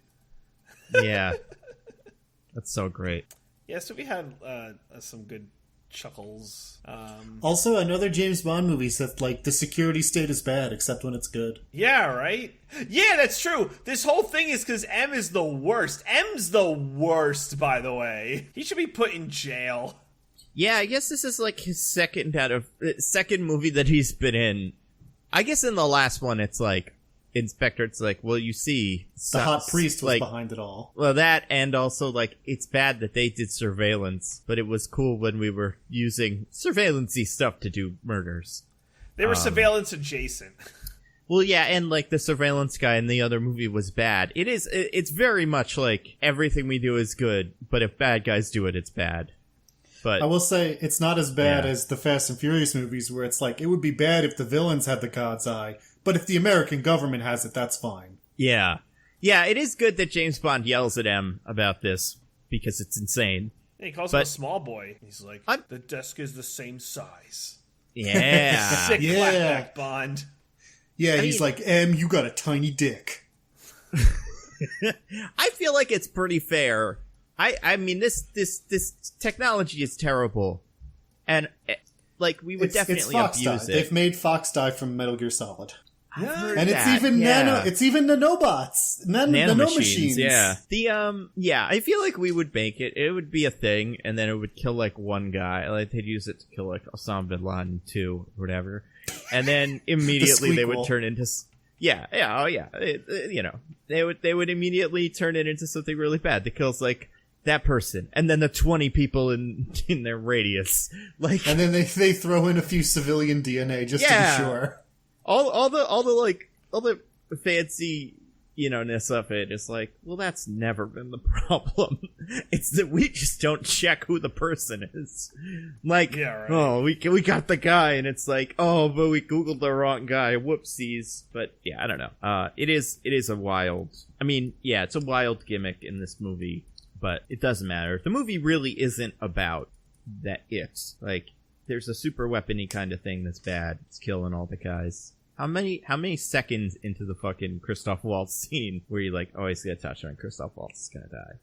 One? I mean, before it even happened. As soon as he touched Leia Sado, I was like, okay, I see where this is going. There was a bit where Leia Sado was spraying something on her arm, and somebody else was like, you're spraying something on your arm. And I was like, I get the thing, but... Well, yeah, I mean, that was after we saw Safin give her this stuff. So I knew she had it. But I mean, as soon as Bond, conspicuously touched her wrist where she had sprayed herself, I was like, got it. Bond's gonna touch him, he's gonna die. Isn't there a bit where she sprays him in the bath, or sprays it on herself in the bathroom? Yeah, she right does. Before that scene? Oh, okay. I'm saying we know what that is. We know that that's the nanomachines. Right. Yeah. How about that cage that he's in? Pretty awful cage, huh? It moves so slow. It was the slowest moving cage I've ever seen. It's the Disney people mover. Yeah. Honestly, though. But, what even is it? Is it for this? Just build the room closer to the beginning of the track. Well, he's so dangerous that we can't risk putting him that close to the track. We can't be that close to a door. Yeah, he's not fucking, Magneto. He's a guy who had a robot eye that none of you saw, apparently, for a very long time. But also, he's just some dude. I don't know. How do you charge a robot eye? You just remove it from your skull and put it in its little dock. Yeah. Oh, okay. I imagine it's got charged. It's like watches, you charge it by moving your head around and kinetic stuff. I don't know how that works. Uses it's a piezoelectronic. Yeah. Makes sense. What'd you think of him in this movie? Blofeld? What is there to think? He's Christoph Waltz. I would have had more impact if Blofeld had been more of a character that was cool in the other movies. And mad. Yeah. But I do think Christoph Waltz is doing a good job of being James Bond, you are a stupid idiot who doesn't realize that I would have someone watching your old love's grave. I mean, I literally told you I killed her in the last movie. I obviously know who she is. It's not that hard to figure out you would go there. Why do you think someone betrayed you just because someone was there waiting at the grave of the woman that I killed and to know that you care about? Yeah, he was pretty weird in this. Yeah, really rubbed that one in. Yeah. He's I do think he works if the other movies before him have been better, but they're not better, so it's kind of all right, get it over with. I will say it's unfortunate that this movie had Blofeld and I keep forgetting Rami Malek's character's name. Savin. And Lucy Festier Savin or something. They definitely just should have had Blofeld be the guy, and he probably breaks out of prison or whatever. It was way too much. We didn't need another guy. So, yeah. I think that was because if you're gonna keep Blofeld around, what this is the big thing you wanted to keep him around for. And what's Savin's whole deal anyway? He's just a guy who wants to kill people because he wants to change regimes and bullshit. And he's got a different weapon. After he killed Spectre and Blofeld, and there was just more he was going to do. What was his plan there? What was he gonna do? I think he was just gonna like kill all the world leaders or something, and do but they're saying like he's gonna kill like millions of people if he releases it. So like, what was the plan? Yeah, I don't know. He just wanted to kill millions of people. What part of that do you not understand? Yeah, he picked sometimes million you just want to people. kill millions of people. Yeah. Yeah, you know, I feel like that way sometimes. Yeah. Sometimes you want to kill millions of people. Sometimes you want to take a meeting during a movie. You know. There are greater and lesser degrees of evil, we feel like sometimes. Equally chaotic, yeah. I feel like I feel like he didn't really have a second part of the plan, but it was just like, if it sticks around, he'll probably use it to kill a lot of people eventually. So, you know, that's not good. He did kill, or like, I don't know, what was his deal? So, someone killed his father when he was a child, and it made him really, really mad, and, yeah, his family they were Spectre's poison guys. You gotta have your own special poison guy if you're a evil organization. Oh yeah. If you want to be a big evil organization, you gotta have a poison guy. Come on. And that's kind of it. And they got a scar up face, and then he became bad. He got a scar up face from the poison. The poison almost killed him. The poison killed Cusco. The poison specifically killed Cusco. Cusco's poison. Yeah.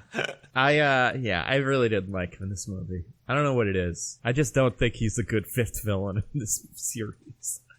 It's like, it's crazy that we started with Mads Mikkelsen bleeding blood out of his eye, and we ended with Rami Malek with like a half of a, anonymous mask on and just doing... Hey, it was like a baby doll porcelain mask, not a Guy Fawkes mask. Yeah, I'm trying to remember. It was that. It was... And he, like, just sat around, and he also, like, drank a lot of tea and had, like, a little garden and stuff. Little garden full of poison. Full of different poison plants, yeah. Yeah, I don't know. I didn't really I liked everybody but him. Yeah. And he loved Leia Sadu, too. Because he saved her life, and that bonded their lives together inextricably. Oh, I have a question about that.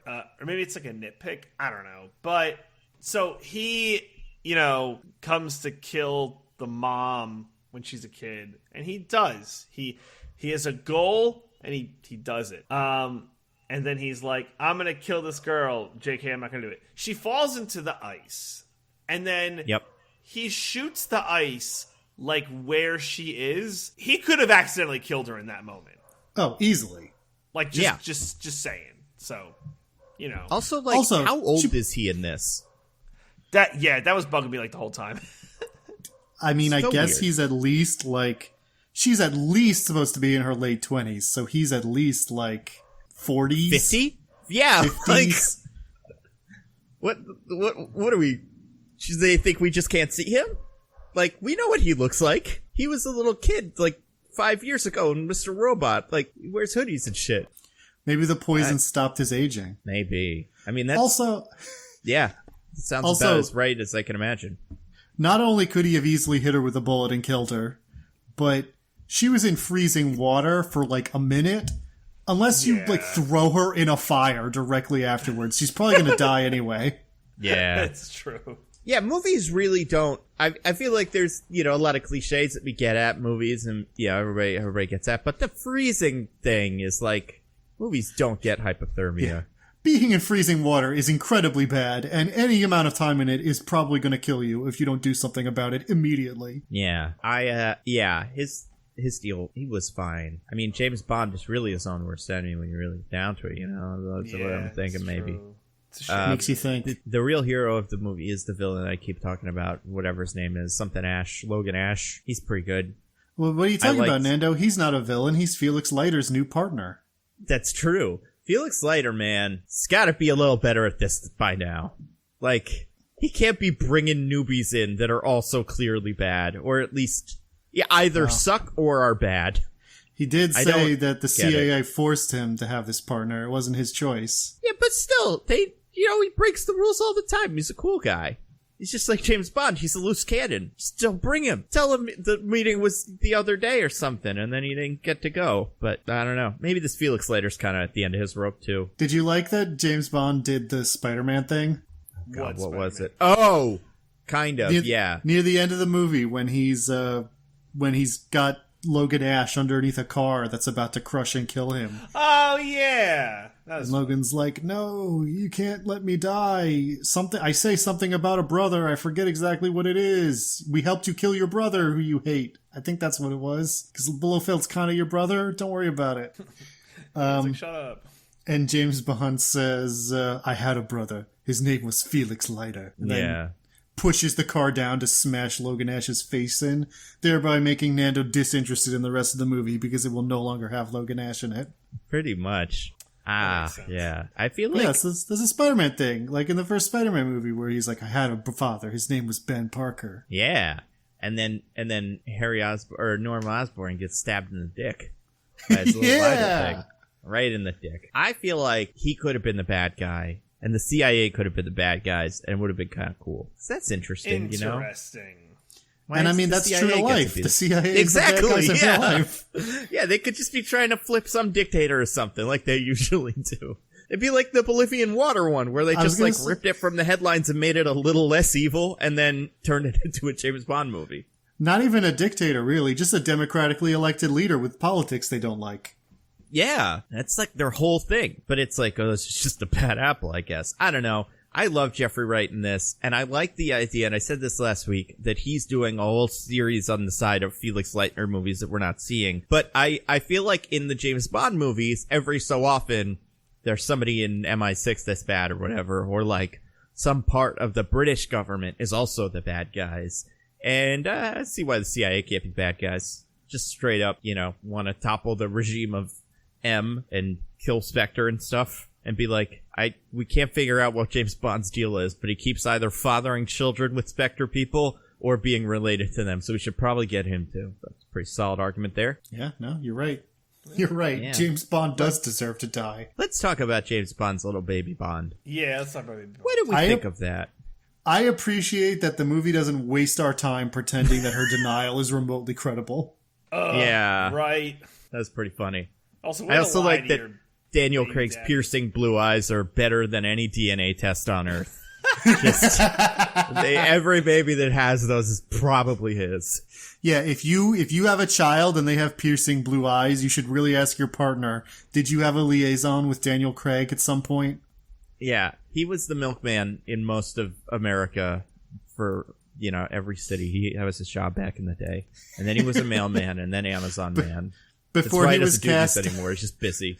Before he was cast as James Bond, that's what he was doing. Yeah, just delivering things. I feel like there was a part of me, I liked overall the idea of the kid. Yeah. Kind of. Yeah, I didn't hate it as much as I thought I did when I first heard it happen in the movie. Because that's usually bad. Like, that's some Superman Returns, like, we want to raise the stakes. Or, that is personal stakes. And my child is going to die when time wipes us out. Like, just... Sure. Yeah. But I think it was cool because the kid didn't really do that much besides, be in the compound as well. Yeah, fair. I like the James Bond found the little doll. That was really nice. Yeah, he took the time to pick up the little, what'd she call it? Doo-doo? Something like Bobo or some shit. I don't know. Yeah, that's what it was. It was like a D thing. It was something French because she only speaks French. Yeah. Does James Bond not speak French? I feel like he must, because he probably speaks like every language. Yeah, I guess in the beginning of his story, he was just some guy who was in MI6 and pretty good at poker, and that's why they got him. So he wouldn't have that, like, amazing upbringing. But, I mean, he must speak German, right? Because he was a little German kid or something. The Oberhauser family, I would assume, would have gotten him there. So I feel like just learn French, man. It's probably not that hard. Language is famously easy to learn. Yeah, exactly. Diggins would know. He's working on like 3 right now. He's like, oh god, it's so easy. I'm only really trying to learn one. Whatever. Yeah, 1, 3. Yeah, this James Bond, I feel like it's funny because you do expect things about other spies in other movies. Like, you do expect that they just know all the languages and shit. And I do think it's fun that when we meet, God, what's her name? I don't know. 007-2. Nomi. Her whole thing is like, she does like characters and stuff. That's great. Love it. Love that she does like, an accent to trick him. He should do that more. Wouldn't that be fun? And it's like, I'm gonna seduce you or whatever. It's like classic Bond, but it's like twist. It's not even like seduce you. It's like, would you like to have sex with me? Come to my house, James Bond. Anybody could have killed him in that sense. It's so easy. How has he lived this long? Yeah, you just have a sexy lady say, "I would like to bone down with you," and he'll be like, "Yes, please come into my secure house. Let me undo all the locks and codes and traps."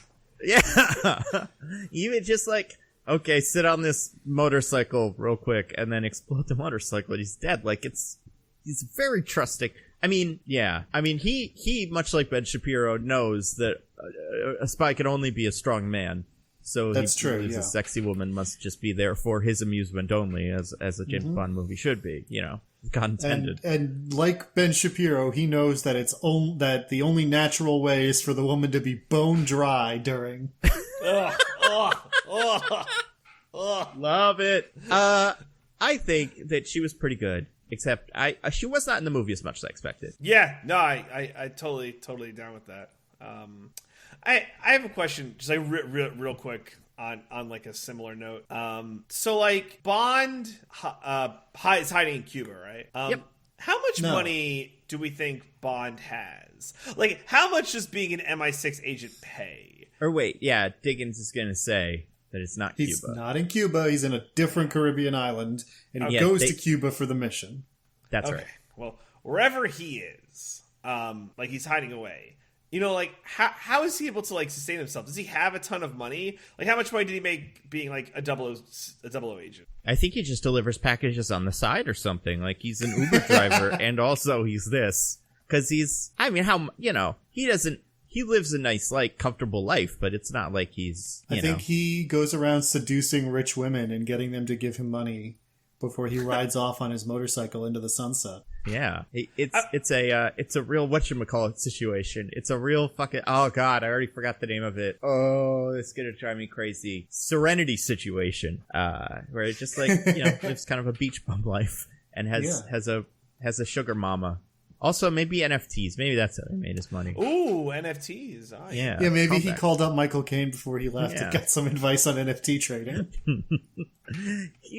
But yeah, I mean, he's a simple man. We've seen what happens every other movie when he retires. He just goes and gets drunk at a crappy bar and, like, does Scorpion game and stuff. And, like, he doesn't need a whole lot. Well, it's like being an MI6 agent probably pays shit, right? Because it's a government job. It can't, like, pay a lot of money. There's no way. They're, like, the elite agents. They're the 00s. Yeah. So I feel like that probably pays it's still a government agency, right? Like, I don't know. I don't think it can pay that much. The end. I feel like he could just sell a watch and then make a lot of money. Yeah, like, I remember all the clothes he wears is like $1,000 or more. Yeah, I'm not saying he could live off that, but that's a good start. And, invest well and do all kinds of stuff. I don't know. All right, so I feel like it's not his salary. He makes other income. He's like Jeff Bezos. It's like he doesn't make a lot of money with salary. It's all other things. Well, I mean, when he's doing the Léa Seydoux beginning part in France or whatever, like, is that his money? Yeah, he's on his, like, honeymoon, I guess. Yeah, and he's retired at that point as well. So, well, his car's got a machine gun in it, though. Yeah, so. Did they let him just keep it? Well, remember he takes it from Q at the end of the movie. Like Q, right? Like, yeah, goes it's in. just his car, and it doesn't just have a machine gun in it, which is part of why this movie's awesome. It has all kinds of shit. Yeah. It's got the little bombs. It's got some oil slick, I think. It's sick. How, here's another one. Why, just throwing this out there, why on your honeymoon are you going to view, like, your ex-girlfriend's grave? Like, that's a little weird, right? You can't get over her, so you gotta do something. So well, I mean, to be fair, he visited his ex-girlfriend's grave at the insistence of his wife. Yeah.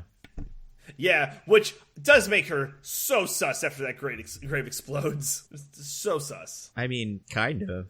I feel like he does not give her a chance to explain herself, by the way. As Christoph Waltz explains later in the movie, it's really not that difficult for him to assume that Bond would be there eventually. And, like, Léa Seydoux, when James Bond gets her, doesn't, like, start stabbing him. So it's like... Yeah, right? Maybe she didn't do it. I don't know. I don't know what she wants from this. He should have given him a chance. Should have given her a chance. Yeah. Well, the fatal flaw to the Daniel Craig James Bond is that he hates women. Yeah, that's part of it. Good point. I mean, he likes Ana de Armas, and that's the only one. And what about Moneypenny?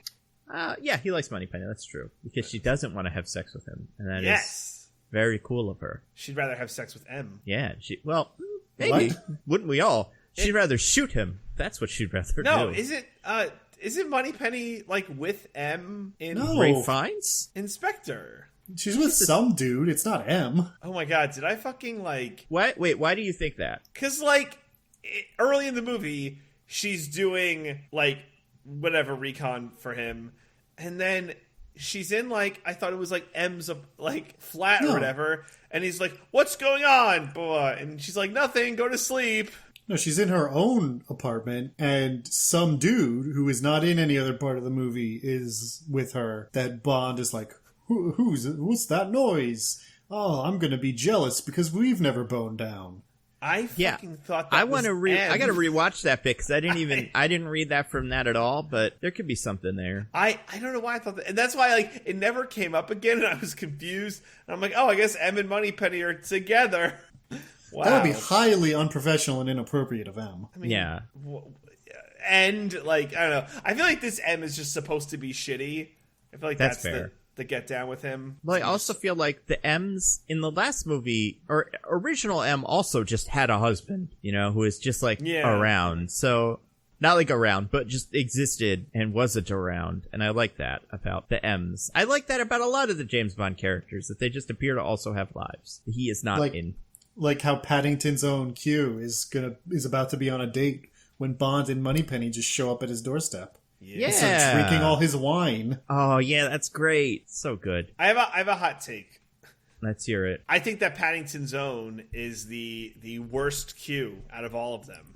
How many have there been? I mean, I don't know. However many Bonds there have been. I don't know how many Qs there have been. But I think Paddington's own is the worst of them. I mean, I like him better than John Cleese. I think John Cleese is interesting, kind of, but I don't think he's that great in these. He's a little too wacky for the tone. Isn't that the point? I mean, I like that this James Bond is always getting on this Q's nerves. Like, he's just always like, give me the car with the guns, and he's like, I don't want to. He steals it. That's pretty fun of them. I feel like this Q is so annoying. I don't know. I don't care for this Q. There have been 4 Qs. Peter Burton. Only 4? Really? Desmond Llewellyn, John Cleese, and Ben Whishaw. I feel confident. Ben Whishaw is the worst Q. Out of your mind. Yeah. Out of your mind. I think Ben Whishaw is good. DJ, you are crazy if you think that's Ray Fiennes in that scene. I just watched it again. First of all, she has to lie and pretend it's not a spy thing to him. She's like, "Oh, my boss's credit card got stolen." Well, like, but also. So if that was them, then you'd be saying your credit card got stolen, and you'd be a lot more concerned. And also, he's like not like a super young looking man, but he's got a head of hair that is clearly not the one that Ray Fiennes has in this movie. Guys, I have a confession. You didn't watch Spectre. I didn't watch Spectre. I don't know how you didn't watch Spectre, but still got that impression. Like you just took a shot in the dark and assumed that. I feel like the way that their relationship, the way that the James Bond characters, like none of them in this movie, it's funny. Because James Bond in these movies is always having relationships with everybody and doing the Bond thing, and it does seem like he's the only one that's ever done that. Everybody else here is like, yeah, no, we have like we go out to double dates and stuff, and we have normal work relationships. Like, but this guy's fucking everybody, and it's really getting on all our nerves. It's very fun. Which is why you send a Sean Lynch in, and you're just like, pretend you want to have sex with him for 2 minutes, and he'll do whatever you want. How do you think that was the full extent of her briefing on him before she went in to give that warning? Yeah, pretty much. I feel like it was like, do any accent, and also, yeah, you're a woman, so he'll never suspect it. You see, this James Bond doesn't respect women, so he won't think that you're a spy. Yeah, and I feel like, I mean, she was good. Like I said, don't think we got a ton of her, and also that scene where they did do stuff with her in the first time we really saw her in action was the one where Ana de Armas was in it, and she was cooler. So, not that you have to compare the two women, but just like they were fighting over the same thing. Like they both wanted whatever the heck. What was his name? Oberchev, yeah. Oberchev, yeah. And Ana de Armas won, so like it's pretty cool. Ana de Armas did some cool kicks. And she crashed that car like a fucking boss. If I remember correctly, she like drives it into a building to trick Nomi into dropping the guy or something, but she's not cool enough to keep Ben Affleck to shame. She's so cool she knows to let him go, She knows. Yeah. She knows he's going to be happier with J-Lo. Yeah. He knows that J-Lo is his true love. And she knows that that's what the world needs right now. Is for so she's even more heroic. Reunion. Yeah. Yeah. But yeah, so she's great. But then in the end, Lashana Lynch is okay as just someone who runs around with a gun and shoots a bunch of people. She's pretty good at that. Yeah. So. And pushes Soberchev into the nanobot pool. Yeah. Where he dissolves. Yeah. Pretty wild. Yeah, that's Lashana Lynch. Daniel Craig, we already talked about Rami Malek. What do we think of Lea Seydoux in this? It's fine. Yeah. She does a pretty good job. I like this character more than I did Inspector. Yeah, me too. And maybe it's just because they really rushed her Inspector. And it was just like, she's the new female James. She's his equal in every way. They're in love. Whereas in this one, it was like, she kind of likes him. And she does love him, but also kind of tired of his bullshit. I like that. I liked her when they met in their little her little secret house thing. In the little secret house where she was almost killed by Safin. Yeah. Isn't it great in movies? Here's my favorite cliche in movies, right? Where someone's like, we're tracking the bad guy. And then they open up their tracking device and they go, wait, that can't be because that's here. And then the bad guy's already there. Yeah. Like in Fast and Furious. They did that. The call is coming from inside the house. Yeah. I feel like if you ever have to track a bad guy, you just assume. I don't know. Then who was phone? Yeah. Yeah, she's cool in this. Who else was in it? Ray Fiennes. He's a real shithead. Yeah. Good. He sucks, but then he's like, oh, sorry. And everyone's like, okay, it's cool. It's cool that you invented and it's all good. The assassin virus. It's fine. Yeah. You invented the assassin virus off the books without any authorization or telling anybody. I really think he might have just taken Smart Blood and turned the switch from good to evil. I don't think it was that much of a leap. It's the same thing. What is Smart Blood? It's nanobots, I assume. Yeah, I think it's just nanobots that go in your blood and, like, read your vitals. Yeah. So this is just that, but instead of reading your vitals, they kill you. Yeah, but only if you touch the right person or whatever. Like, it's very clever nanobots. First they read your DNA, and if you've got the DNA that they've got in their little database, they're like, well, time to die. No time to die. Whoa. Remember when she says that? When Nomi says that in the movie? Pretty good. It's time to die, right? Yeah. She's like... I don't know. He says something, and then she says he says time something to mad die. racist. Probably. DJ, what does he say? Say it out of context real quick. No, just kidding. Do you remember it? Because I don't remember it. Critical race theory is the path of the future. I don't remember. Yeah. What about the 1776 project? I kind of wanted her to ask him a question and him to say no, and then her to say time to die. I like the level of cheese that the end of the movie managed to achieve at some parts, and I would have appreciated if they just fully said the title. I loved his little killed the minion quip. Is the fucking best thing in the world. That and then the gun barrel bit was so cool. Like those two things happening within a couple what was the gun barrel bit? I don't remember, but at one point in that fight, he shoots a guy down a hall that's a tube. You know, so they do the gun barrel scene, like the gun barrel shot. Yeah. You're right. Yeah, like between all his silly parkour, not like parkour, but like all the whatchamacallit fighting, the Jason Bourne fighting that these movies started with. They do that big scene of all of that, plus the joke, plus the gun barrel. Like, beautiful. And a gimmick, and a gadget. It's great. Who else was in this? Jeffrey Wright was good. I liked him a lot. He was really good. But not nearly good as the other boy you love. Nowhere near as good as Logan Ash. Not even which is why it's good that Logan Ash killed him. Oh my god. I like that Jeffrey Wright, Felix Leiter, is totally on the surface, you know? It's not like he has a master plan. He's just a fucking guy who has plans and sets up meetings and wears a Hawaiian shirt and smokes cigars. That's it. I love it. He's not playing both sides. It's just he's there for the party. Now you mention it, I wish that Bond had whipped out the Cuban cigar he'd gotten for Felix when he said the thing to Logan for killing him. Right? If he just like pulled it out, lighted it, he was like, I had a brother. His name was Felix Leiter. Brr, smash him in the dick with a car. Yeah. Use the car to light the cigar. It would have been the sickest thing. It was still pretty sick. And use I like the sparks that come up when the car smashes into the ground to light the cigar. Yeah! Oh, that would have been great. Next time. They gotta leave themselves something in the next movie. And then obviously Ana de Armas, she's also in it. Second build, which I guess makes sense because she's just the second biggest star in this movie. Or is it just alphabetical? No, because Craig is one. And that's before D. C is before D, Nando. What'd you say? C, Craig, is before D, de Armas. Oh, maybe. It's I gotta look at the billing. Yeah, no, I got Craig de Armas, Malik Sadu, Lynch Fiennes, etc. Almost. Yeah. And she was great.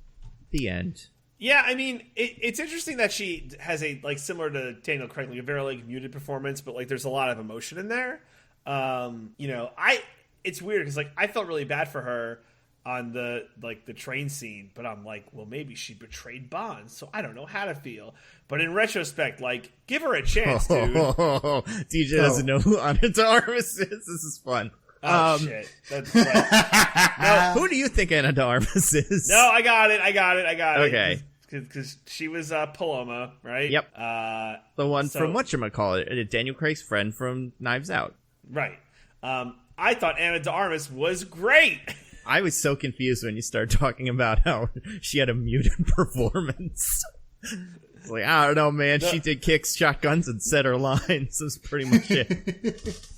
I thought, like... She, like, started stripping Daniel Craig, and then was like, whoops, nope, sorry.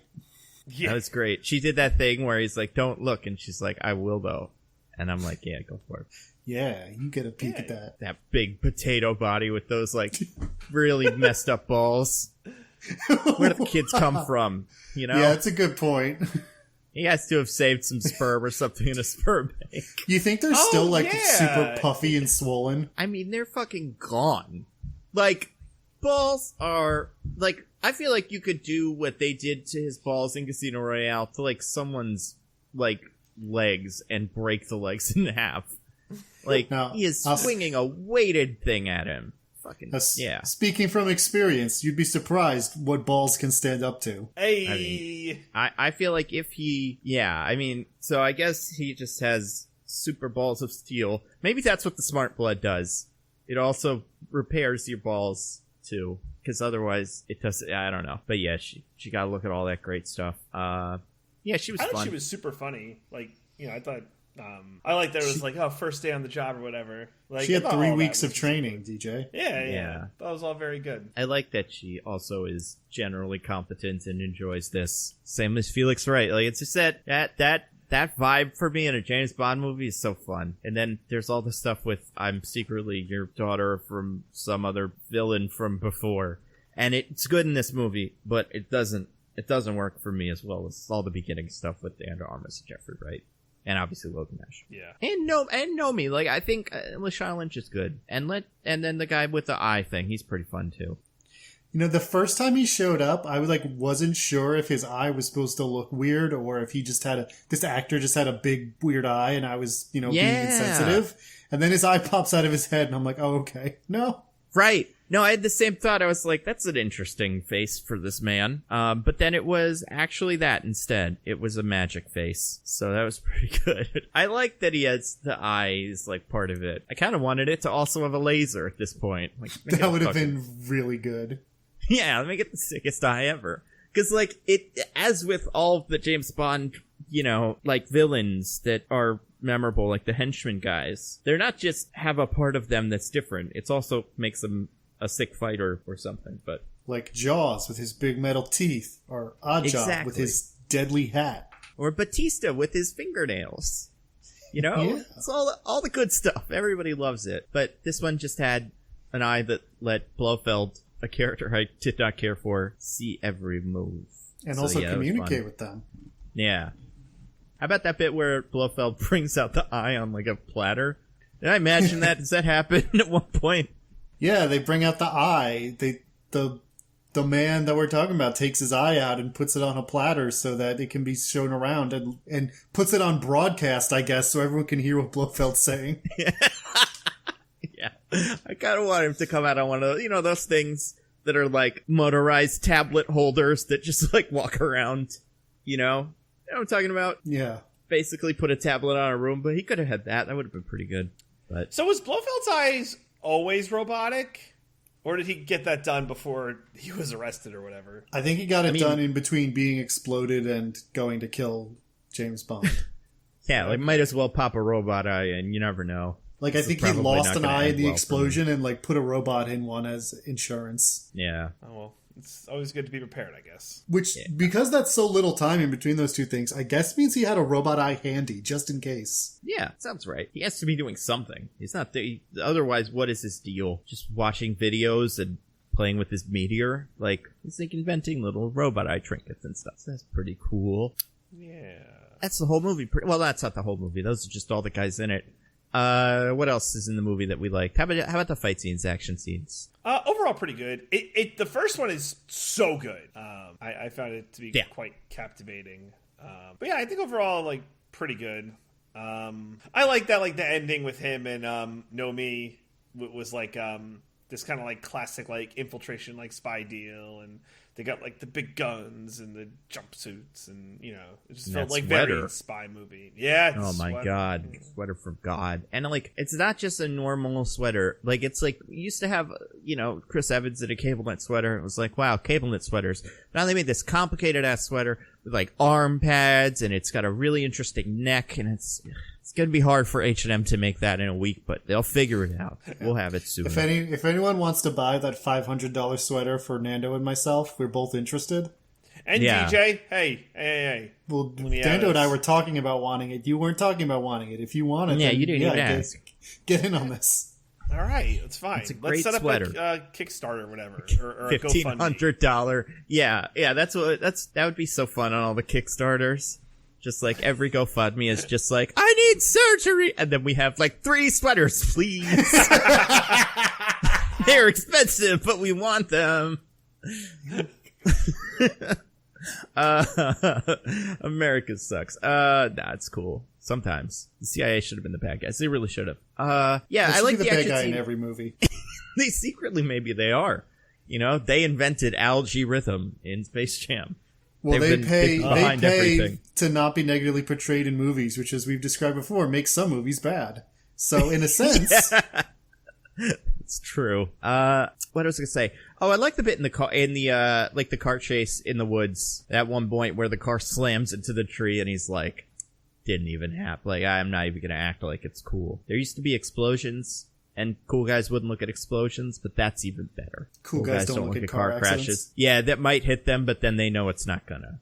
Because that happens earlier, too. Not in quite the same way, but there's the bit where he, like, ducks under the rock to avoid the car on the bridge, which is very cool. Oh, yeah, that is cool. Like some really slick stunt work. A lot of good car stunts in this one, actually. One might venture to say more car stunts, good car stunts, than your average Fast and Furious movie. Whoa, absolutely. Whoa. Absolutely. I mean, probably, but still. To say that? And the cars do interesting things in the movies. Well, I don't know about the movies better than all Fast and Furious movies, but yeah, I feel like they did this in the last Fast and Furious movie, too. They rode the cars through woods. Everyone was jungle. Fine. Yeah. Until they could get across the border to another country, and all the security forces immediately gave up. Like, oh, well, nothing we can do about that. And Vin Diesel did that thing that James Bond does when he grabs onto a rope and swings on it, but Vin Diesel did it with his car. It's true. Closer than we think, these movies. Yeah, it was pretty good. What if they did make a sequel with the kid? Like James Bond Jr. again? That seems improbable, right? Like, there's no way. Probably not. What is her name? Matilda Bond? Yeah. I'd watch it. An actress named Lisa Donasane or something. I feel like they'd have to cast someone else, unless they're willing to wait 15 years. I mean, it's that, or they like set it, or they do like James Bond in like the 20 years plus future, where like cars kind of fly and stuff like that. That's actually great. Let's do that. Like a bad, like an iRobot level future, but with James Bond's daughter. Yeah, I like this movie actually. Yeah, I do think this movie is pretty solid, except for Rami Malek, who's just fine. I don't think the problem is with Rami Malek. I think the character is just not that interesting. Agreed. Yeah. Oh yeah. I only say Savin is not that great. Rami Malek I think Rami Malek might be miscast in that role because again, he's not even close to old enough, but also just as like the last James Bond villain, who gives a shit. Yeah, it kind of is a bummer.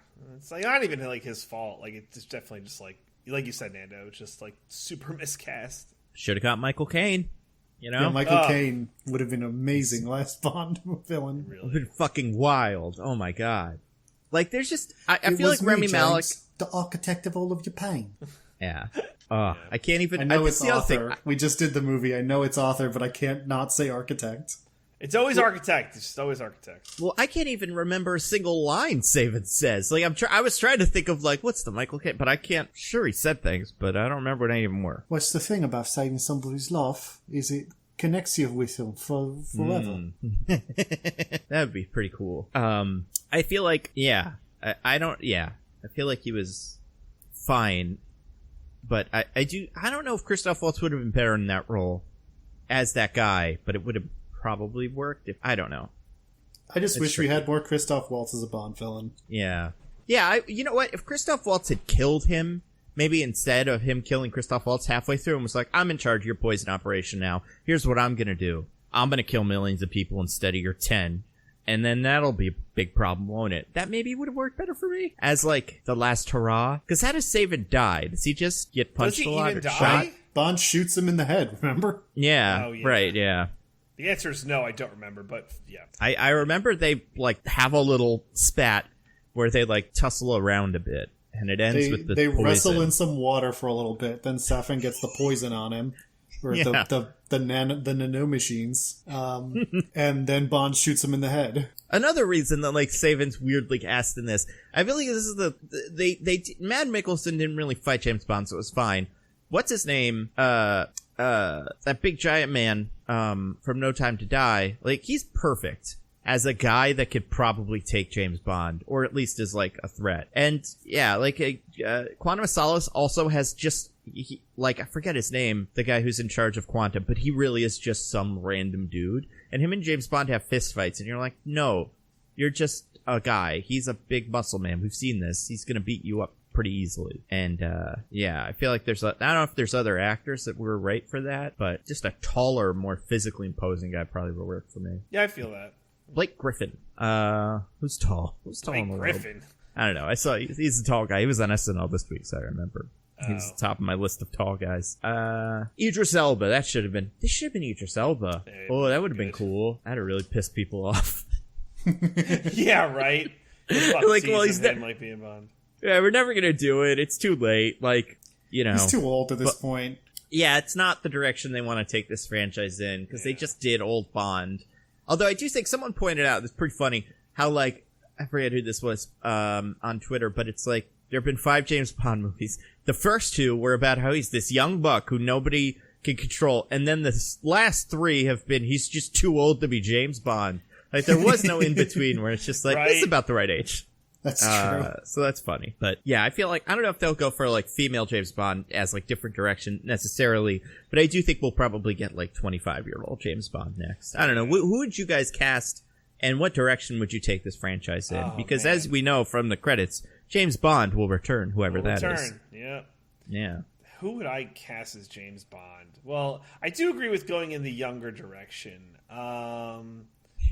Fucking Taron Egerton.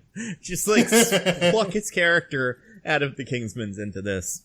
I don't want any of those, like, boyish guys. I want, like, young but, like, rugged. How about this? Let's do 2 castings. One's super non-traditional, and one's probably what we'll get. So, all right. Yeah. So my super non-traditional is Henry Golding. I want Henry Golding to be James Bond. It could work. I really do think that's... Like, I think they're considering it. Wait, are you serious?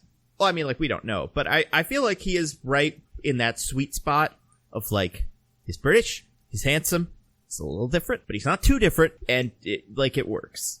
I think so. If only Snake Eyes was good, then I feel like it would be he'd be the dead ringer for Bond.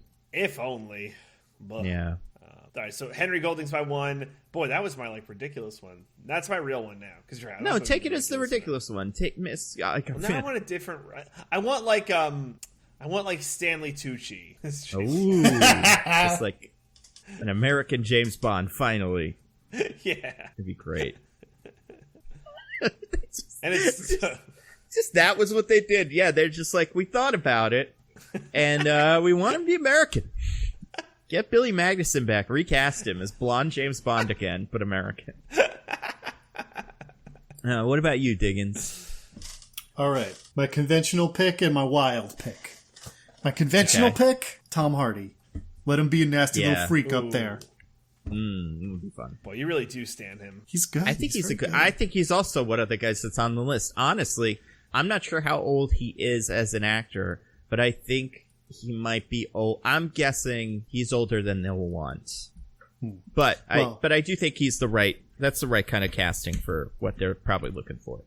I'm pretty sure not too old for it is my wild pick, Daniel Kaluuya. Yeah. Oh, that's pretty good. I think that is a good pick. I think he'd be so good at it. I mean, you've seen him. Did you see Widows? Did either of you see Widows? Negative. I saw Black Widows. Very different. Well, different. He plays like a gangster in Widows, and he has this intensity about him. I've seen the clips of him in it. He is good. It's like he can. I mean, we've seen he has a huge range from Get Out, and then the Black other Panther. Black Panther, the other Judas and the Black Messiah. There it is. That's the name that I was thinking of. He's great in that.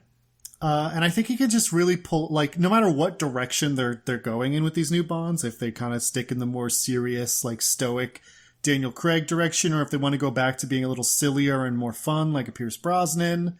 Either way, I think he could do it. I think that's I do think that is, like Henry Golding, one they're probably seriously considering. Because I think they will. I think they go young, but I think they could also go non-white and grab either of those guys. You have more faith in Sony willing to cast a non-white person than DJ and I do. I don't see it. I have faith in their willingness to cast a pretty safe thing that they can also go like, you see what we did, guys? We did a good thing. Give us credit. But you're right. I feel like it's probably not going to happen. My serious Bond is an actor who is also named Tom, I believe. Tom Hiddleston. No, I thought about that too. Classic. He's a good pick. No, it's oh God, I don't remember Thomas this guy's Michael name. Caine. Yeah, that's please. it. No, I think so Thomas Edward Hopper. If I had to put money right now on somebody, The director of Cats? That's right. No, he's a little older than I'd bet, but he's Dickon Targaryen, or Dickon in fucking Game of Thrones, and he's the big strong one in Umbrella Academy. I think he's perfect. He's also very tall, which I'm not saying that's important, but he's just like, I feel like he's the most safe, just like he's a good mix of charming. He's not quite Daniel Craig, where he is, I would say, conventionally handsome. And he's ripped and already at that point, but also he's like a slightly tougher James Bond than like your Pierce Brosnans or anything like that. My crazy pick, I don't think we'll get a female James Bond, but Ben Shapiro won't have it. I think it's possible.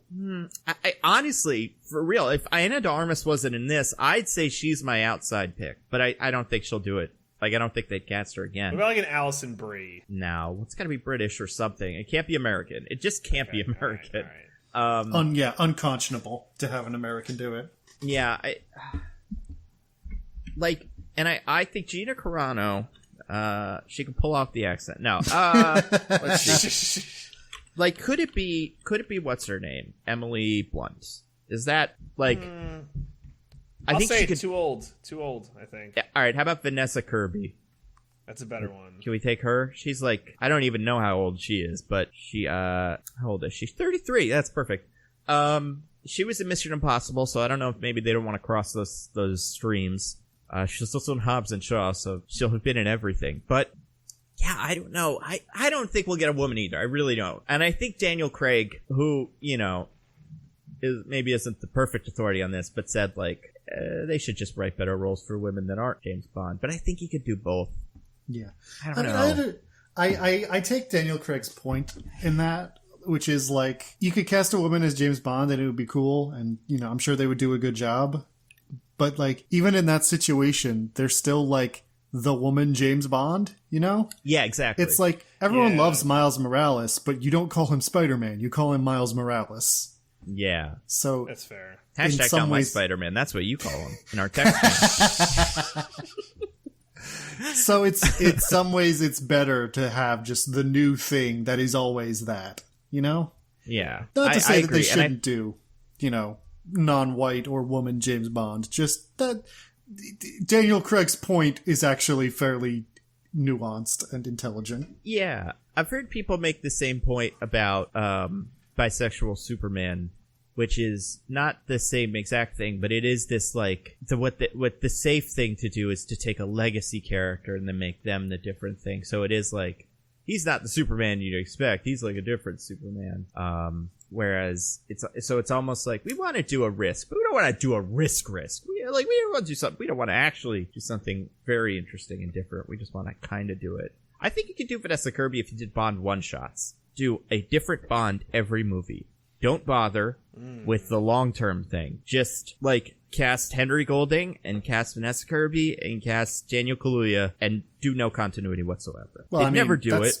Other than the casting a new person every time, that's basically what Bond movies used to be. I know, right? And, like, I even think you could do that bullshit that, cracked.com and, like, that, like, whoa, what if it's just a code name? But, like, really do that, and then in the end, make a crossover movie where there's, like, 50 James Bonds. And it's Crisis all the different on Infinite James Bonds. Yeah. I feel like, and you could even bring back Daniel Craig if you want, but I don't know where they're gonna go with this. It'll probably be Tom Holland or something, but it should be one of these people that we've named. I'm just saying, after Uncharted, he'll be a cool, tough muscle man. No, Mark but Wahlberg he still will teach has him the the face secrets. of a 5-year-old. Yeah. I what if see he grew a those beard, though? Has he ever done that? I don't know, but I see those screenshots from Uncharted, and I'm like, this is disturbing to look at. I hate this. Is it Ben Platt disturbing? It's the opposite.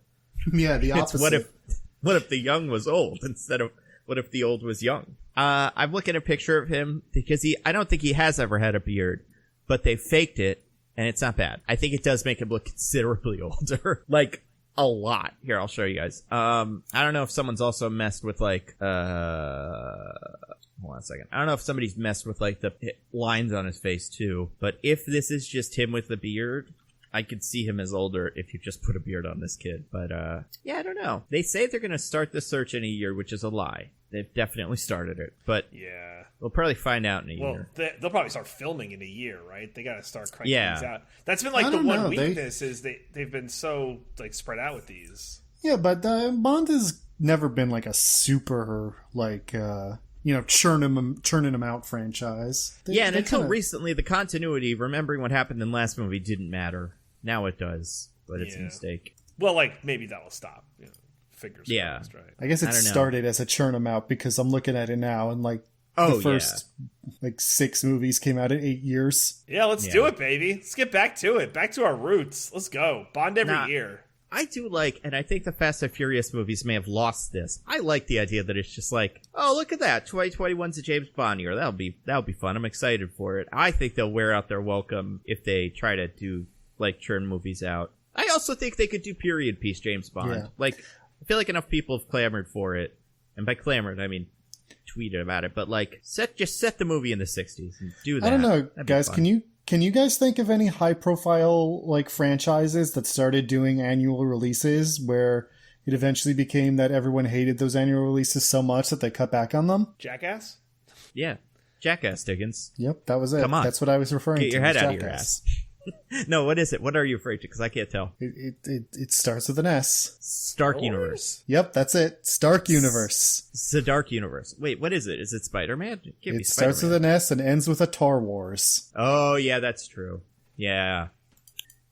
Tar Wars. Spider-Man War of Tars.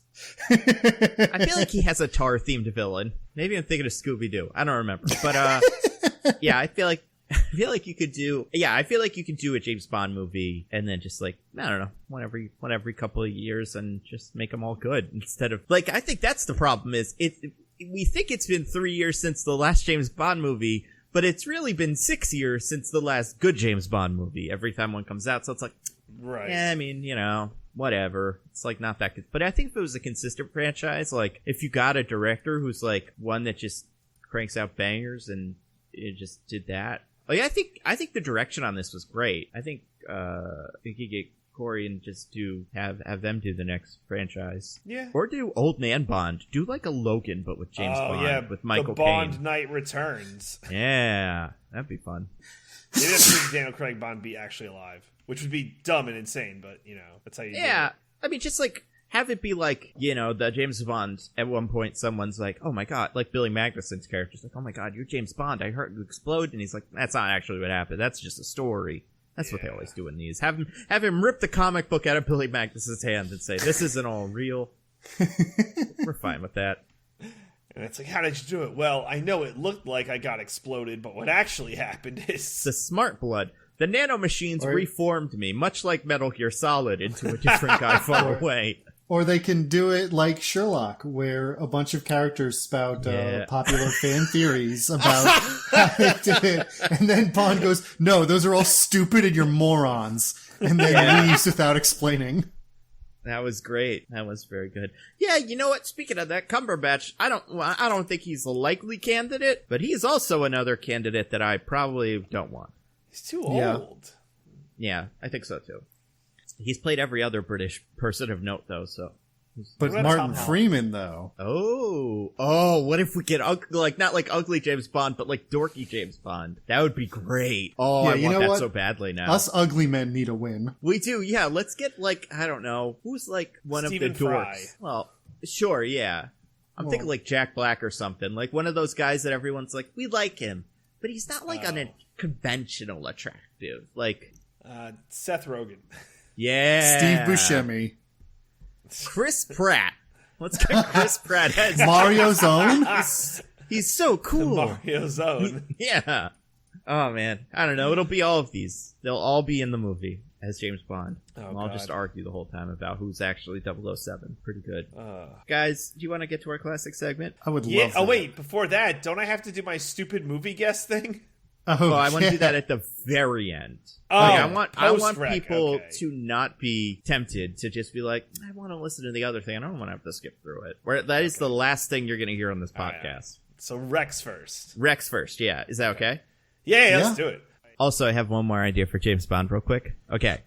So they said James Bond will return, right? But they didn't say how. James Bond stage musical.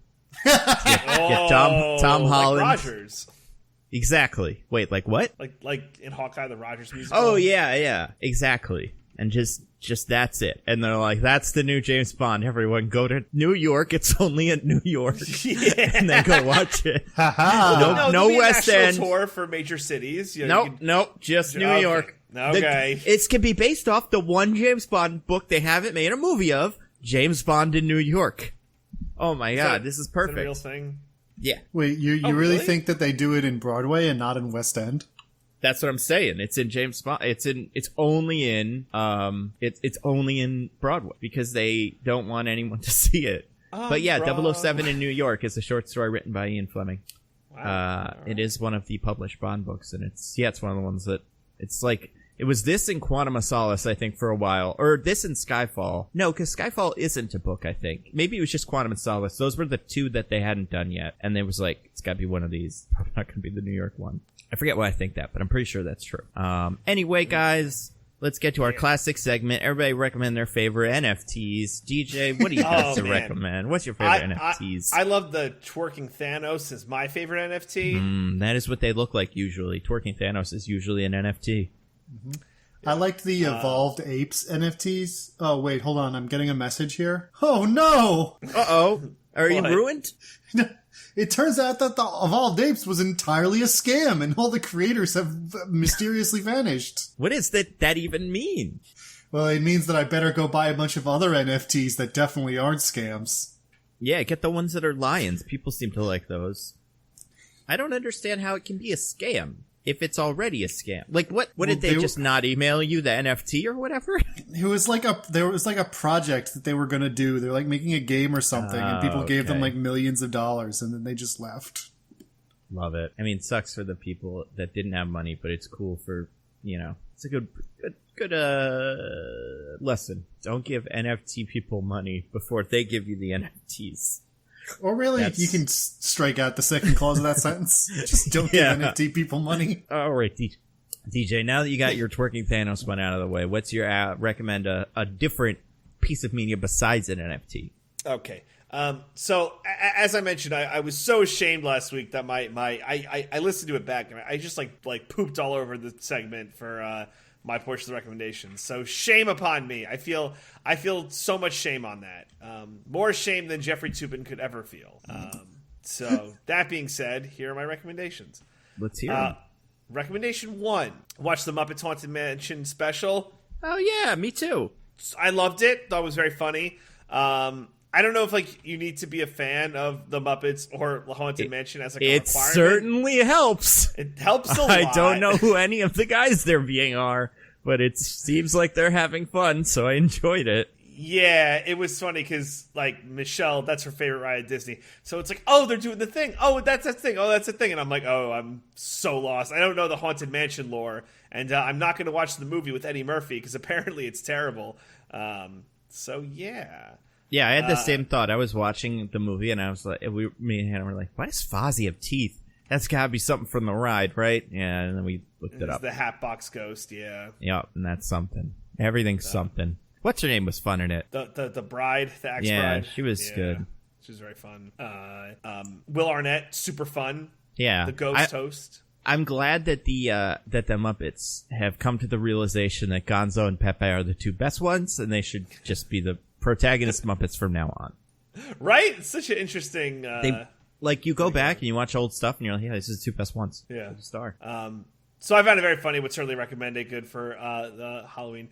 Another thing I want to recommend on Netflix. So there is a musical, a Broadway musical about Princess Diana. Oh, man. Yeah, and it's on Netflix. It's called Diana, and it's a stage musical about her life, amongst other things. And like, I'm not saying it's good, but I'm saying you should watch it. Like, yeah, heard that. It's interesting. Like, even as like a curiosity, I think it's worth a watch. I thought it was like fine. Like, technically it's like a good like musical. And like the songs are good. The woman who they have play as Diana is very good. It's like crazy with all the makeup. She looks just like her. But like it's got some things to say. And I feel like most things that would be done about the royal family nowadays, the royal family fucking sucks. And it's not like this musical is going for historical accuracy, but like you kind of watch it, you're like, yeah, this makes sense. Is the royal family like the villains? They're not the villains, but they're not portrayed in like the best of light. Oh, well, then it's not. It's cowardly as far as I'm concerned. Oh, really? I want a song where the queen lays out her plan to blow up Princess Diana or something. Otherwise, what's the point? Just dynamite and a big fuse. That's what I want. A scene where Queen Elizabeth takes a meeting during a movie. No, that would be unrealistic. I want reasonable things. Yeah, no. Nothing who so would do evil. that? Yeah. I think it's his future wife. Mm-hmm. That's how you should meet people. Go to theaters and find out who's acting like the shittiest and be like, can I take you home? Well, unfortunately, Diggins can't go to because those. I've never angered a witch, so everyone's always polite and respectful in my theaters. I guess you'll have to come with me to a movie or whatever. I don't know. But what if the witch is your one true love? Oh my god, what if? Oh my god. Yeah, #what if. Oh. So, yeah, anyway, Diana musical, recommend that. And the last thing is, Dana, I don't know if you've recommended this before, my bad if you did, but I started watching like just some of like the DC animated stuff on HBO Max. I was looking at the library, and I watched The Long Halloween. I did not parts 1 and recommend 2. this because I haven't seen it. Okay. It's good. I never read the comic before, so like for me, I was like, oh, this is quite fun. But yeah, like I like seeing Batman who's like, just like new Batman, and yeah. he's it's like year 2, right? It's like it's supposed to be kind of the sequel to year 1. Yeah, exactly. I thought it was like pretty good. So yeah, I would recommend. So yeah, it's on HBO Max. The Long Halloween Part 1 and 2, and it's a big old surprise if you haven't read the comics. I assume you read the comics. It's like, oh, look, the animated version of this. But yeah. Nando, are you excited for the Injustice animated movie coming out on Tuesday? Yeah, I haven't seen it because it's not something that you can find online. But if I had, it's not good. All the character designs are weird. Especially Nightwing, for some reason, is this insanely top-heavy monster man. Triangle.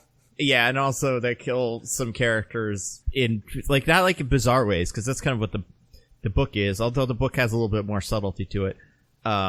And like this just like, well, this one died, isn't that? And like, and the characters forget about it. It's a real mess. That's what you would say if you had seen it online. That would be what I would say if I've seen it. Yeah, which I haven't. I would say Long Halloween. I haven't watched the cartoon movie. The reason I never watched it is because I hate the supernatural guy. Just kidding. He's probably fine in it as Batman. But I don't like Long Halloween as a really specific, pretty cool art style. And when I heard they were making a Long Halloween cartoon, I was like, okay, they can do this one or two ways. They could just make it look like all the other cartoons, or they can do the animation, which is wild, and they did the first one. So I was like not really hype on it. Like if you open up the Long Halloween book and just like look at it, it's the Joker is a wild design for the Joker. I'll find a picture. And I'm imagining from the images I've seen, that's not what it looks like in the cartoon, because he just looks normal. Right. I mean, so like, you've played the Injustice games, right? Oh yeah. Well, no, that's not true. I haven't played them. I've watched all the clips. Like, 'cause they're on YouTube, yeah. Yeah. I'm talking specifically about Long Halloween though. Like the art style of that. Here, I'll show you. I'm putting a picture. This is what the Joker looks like in Long Halloween. I love it. I liked how it was weird. It reminded me a lot of the like the animated show. It reminded me a lot of the animated series, the 90s animated series. Like very sharp lines, like very square and boxy. But yeah, like I really think they got how like twisted the Joker was. How sick and twisted he is. Yeah.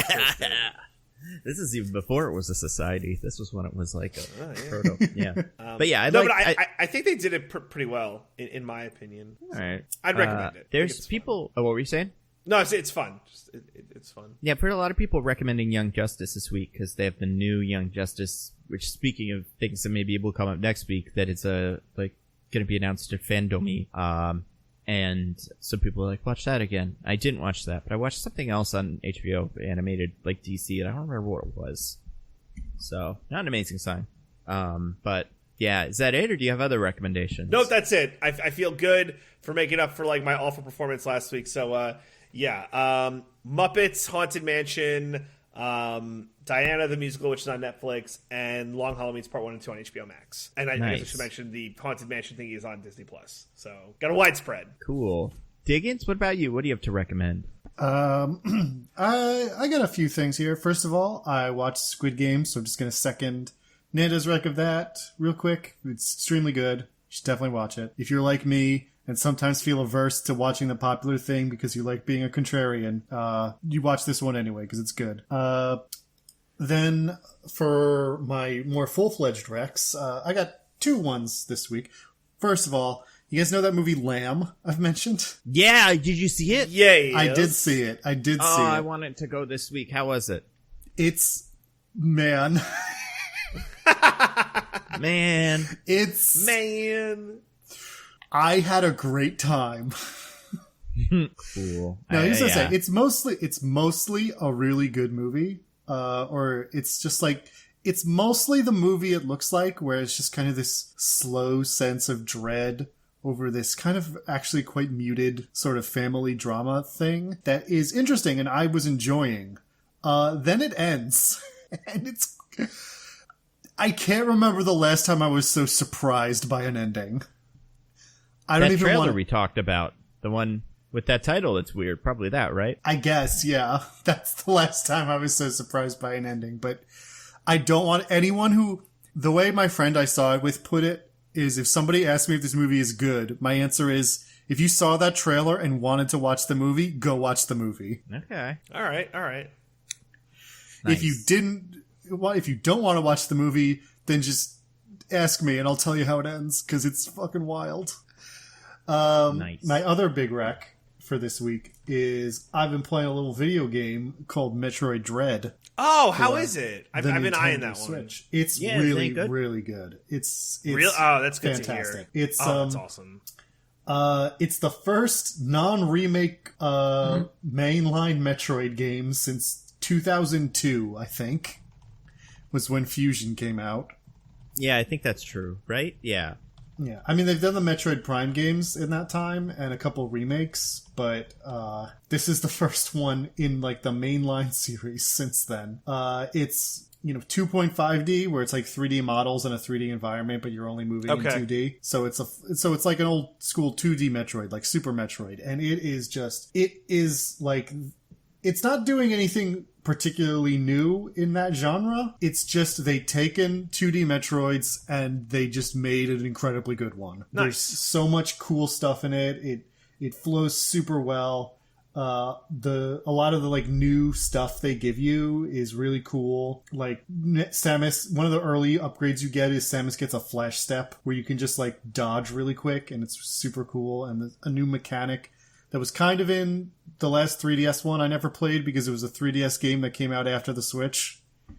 You have a counter. Like, some enemies will attack you with certain attacks that you can counter, and then if you attack them, they just instantly die. And that feels really cool. And it's just, oh man, it's so good. You should definitely, if you like Metroidvanias in general, and especially if you like Metroid in particular, absolutely play this one. It's fantastic. Nice. Cool. Nice. Right. How much is it? Not that I don't care. I'm just curious. It's full standard video game 60. Yeah. Yeah. Or not the new PS5 70. Woo. No, it's we're not living in the future quite yet. All right. Well, I may have to check that out. Is there a demo, or is it just like you gotta do it? I don't know if there's a demo. There is, if you really want. Kotaku.com put out an article about how Switch emulators run Metroid Dread surprisingly well. Not that I would ever endorse stealing anything, but yeah, that's some information that a publication put out that you can do what you want with. Not that I would ever endorse illegal activity. No, of course not. All above board here. Never. Headquarters. Yeah. Cool. I'm going to recommend a couple things real quick. I watched a movie the other day because we want to get in something a little in the spooky kind of, I wouldn't say this is spooky, but like horror-y adjacent genre, but not quite horror. So I watched Freaky. I think DJ recommended this before. It's pretty good. Yeah. It's fun. I wish the movie where she body swaps with the serial killer? Yeah, and you know what? I wish there was recommended that before, actually. Oh, you had too? And DJ? And you? I think only I did. Familiar. Oh, okay. I'm probably just lying about it. DJ, have you even watched that movie? Freaky? Yeah. It's like Vince Vaughn, Freaky Friday with a serial killer. Uh-oh. DJ, tell us one thing that happens in Freaky. Something that only someone that's seen Freaky would know. No, I'm looking at the poster now, and I haven't seen this. I've seen trailers for it, though. I remember the whole Vince Vaughn. Oh, I hate when they do this. They have the names over the wrong person. It's the worst. But do they, though? It's absolute worst. Absolute worst. I like it. I like the girl is little Ant-Man, little baby Ant-Man, but grown up now. That's like you could consider that them doing that on purpose. Oh, yeah, because of the body swapping thing? Kind of part of it. Oh. Yeah. But it's probably not. It's probably silly nonsense. I kind of wish there was a little bit more of the Vince Vaughn acting like a little girl thing. That's always the fun part of these for me. It's like Jack Black in Jumanji is like the best part of that. Then like I love when Vince Vaughn is doing it, like pretending to be whatever her name is. But there's not as much of that as I was hoping for. I was really hoping they would do more. They would do the thing that the new Halloween, not the new one that just came out, but the one from like 2 years ago, didn't do, that I really wanted it to do, which was do the full-on swapped like serial killer ending sequence. You know, I thought they would too. Like that new Halloween movie almost did it, where they like did one beat of it, and I thought that was going to be the whole ending sequence, and I was so hyped, and they didn't commit to it. It was so disappointing. I really expected Freaky was going to end there too. I also feel like in the beginning of Freaky, you see the serial killer do a bunch of kills, and they're pretty crazy, and nobody talks about it. I kind of wish someone was like, I killed 4 people, and so creatively. Like, wow, a different thing every time. You made the racket look like it connected within their head. Just genius stuff. I also like how throughout that movie, some people die, and I don't think anyone ever finds out. Like, there's a girl that dies, one of the first kills of Freaky, which I'm calling is, like, the name of the little girl with Vince Vaughn's body, or Vince Vaughn's evil serial killer brain in her. And, like, that kill, I don't think is ever addressed. Which is, I want to watch the next day of just everybody mopping up. But also, like, it's just like another movie we watched kind of recently where, like, you don't get to be free now. You still did some murders. People think you did, at least. Like, who do you convince? Anyway, it's a fun movie. It's, you know, it is what it is. It's kind of like whatchamacallit. It's got the same vibe as Fear Street. I think I like Fear Street more. Also want to recommend a video game. I forget. Did I recommend the Hot Wheels game last week? I think you did. Probably, right? I can't remember the difference between wrecking it here and telling me about it. Still dope. Loving it. Loved some of the tracks people made. Story mode tracks are also really good. Like, the tracks that just come with the game are super creative. So those are great. Also want to recommend, some comics. I want to recommend some comics I've been reading. Just did a new Spider-Man thing. Spider-Man Beyond by Zeb Wells. Pretty fun. Strange Adventures just finished, which is like a really great 12-issue DC story about Adam Strange, the like Flash Gordon-ish, but not really even that. Who's the guy that was before Flash Gordon? Like, spaceman that saves the future. You know what I'm talking about? Before I Flash really Gordon? cannot recall. Like, because Flash Gordon is like a guy who fights space monsters and stuff, but he's like from Earth, and I mean, you know, Adam Strange is too.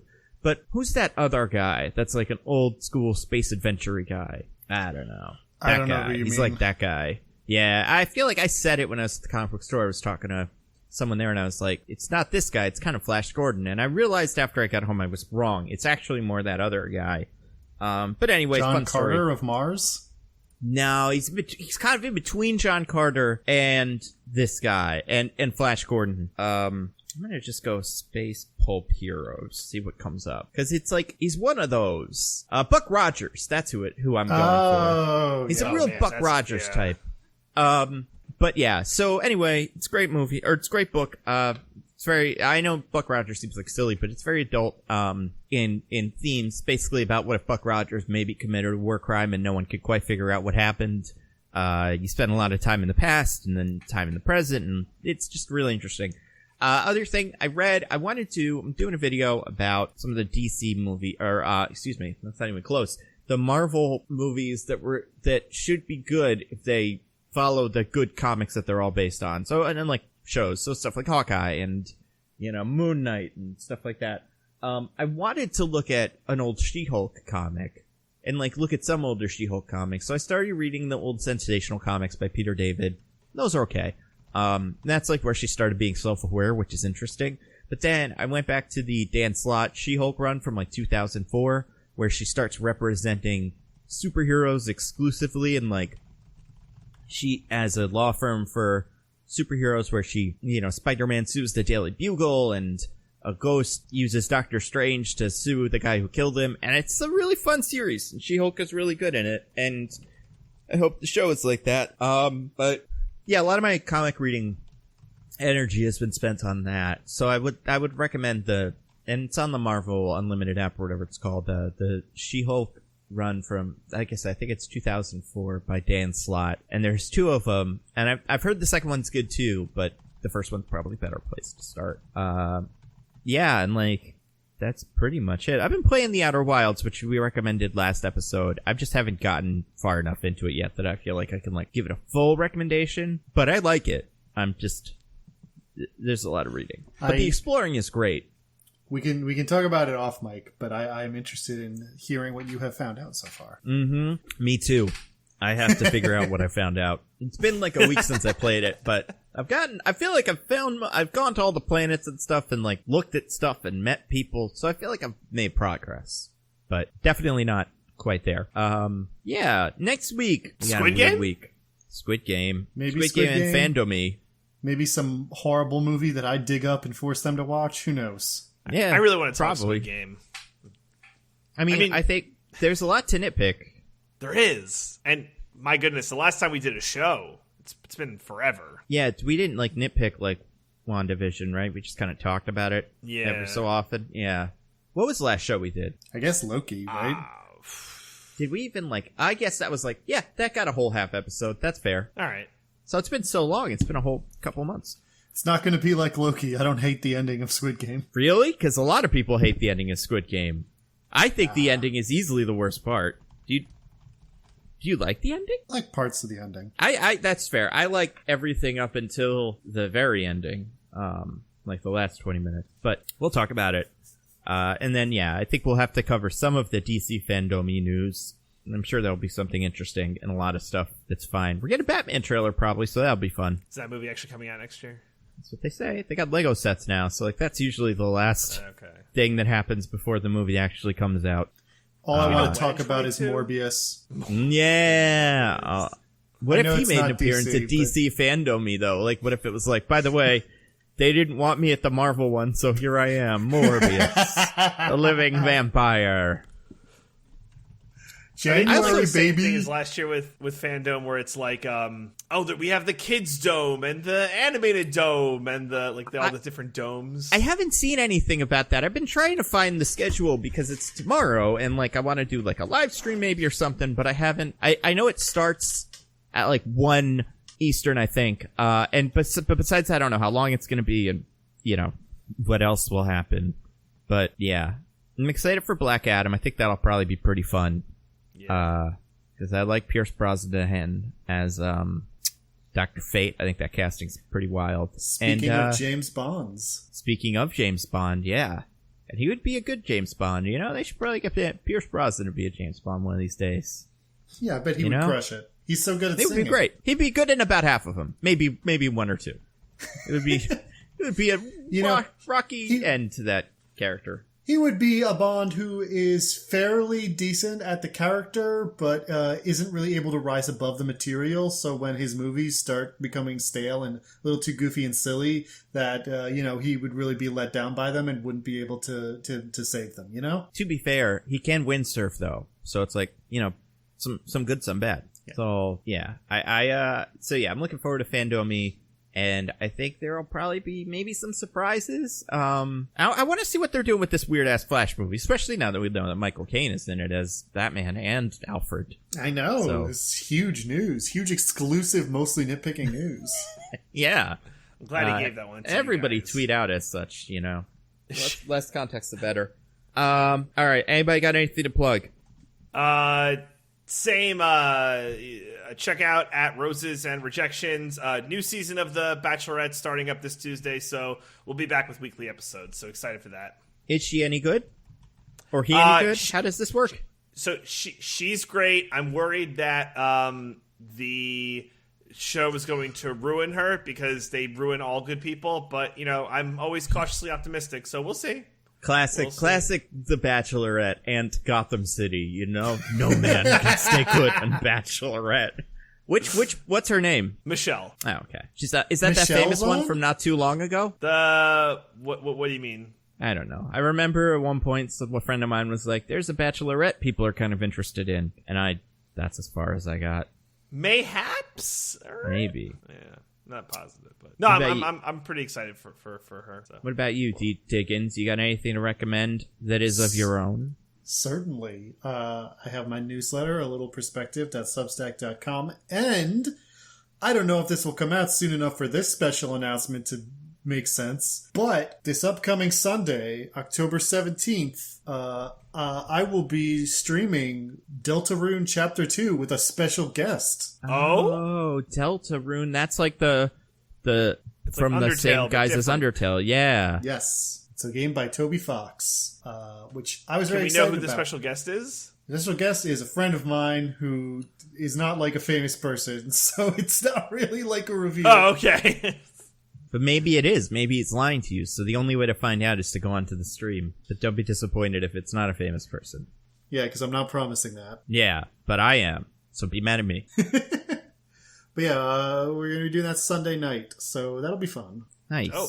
Yeah, like I said, there's no way this comes up before Saturday. But if we do, I probably going to be streaming on Twitch during Fandom-y. Probably just racing around Hot Wheels cars because I can't stream the Fandom-y. But if I could, then maybe I would. I don't know. And then, I don't know, videos about stuff like the one I just said about She-Hulk. And then probably maybe a Fandom-y video. We'll see. Oh. Yeah. And, That's pretty much it. All right, DJ, let's get this trailer going. All right, let's go. Okay, so everybody that has not seen this, just go watch it. Don't be like, oh man, I'm gonna, don't be like, I'm gonna watch it later, or don't say I'm gonna watch it later and I'll listen to them, what's the word? React to it. Yeah, because it's not as good. You really should watch it. Okay. I'm gonna put my tweet in the chat, in our chat, because I believe if you do that, you definitely can't see it. Oh wait, I did a bad job. That's just Twitter. That's just Twitter.com. It's just Twitter. Yeah.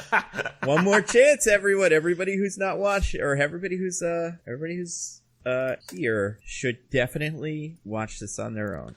I tweeted it with just the title, "You Deserve This," which should be enough. Okay, putting the real one in the chat. Okay. So now I click this. Yep, and we're all going to watch it together. All right. Oh, no, don't click that. Don't click that. All right. Don't do it. Get rid of it. Hold on. That's so stupid. Why did it do that? I want this. Hold on. Let me try something. I'm gonna message you on Discord, Nando, to see if this works. So that if it doesn't work, we don't spoil DJ. Yes. Okay. Is it that important? Is this that important? Okay, it looks like this works, right? This does work. Correct. Yeah. Okay, I'm going to do this then. And we're all going to start it at the same time, so we all watch it. You can't hear it, though, people. So don't expect to, go watch it on your own. I mean, you could start it at the same time as us, but it's kind of hard to find it now. Well, it's hard to find a link, but if you go to my Twitter and find that post, then you can watch it. All right, DJ, do you have it loaded? Yep, ready to go. Diggins, do you have it loaded? Yep. All right, here we go. We're going to do 3, 2, 1, go. Everybody else, do you have it loaded? Okay, great. All right, here we go. 3, 2, 1, go. Okay. It's train. And, just whenever you feel the spirit move you, just throw out a guess. Yeah. Oh, well, as to what this is? And what the name of this movie is. Yeah. Love is here. And you're listening to it, right, DJ? You can hear it? Okay. That's a fucked up phone. Yeah, it's the future. It's a cool phone, though. Yeah, it's the future of phones. The Time Traveler's Wife. Time Traveler's Wife 2. Yeah. So he's a time traveler? Well, kind of. What? This can't be real. Oh, trust me. It's not a real plot point. The realness of it is, and I would say, as a movie, it kind of works. This is something, but the title doesn't.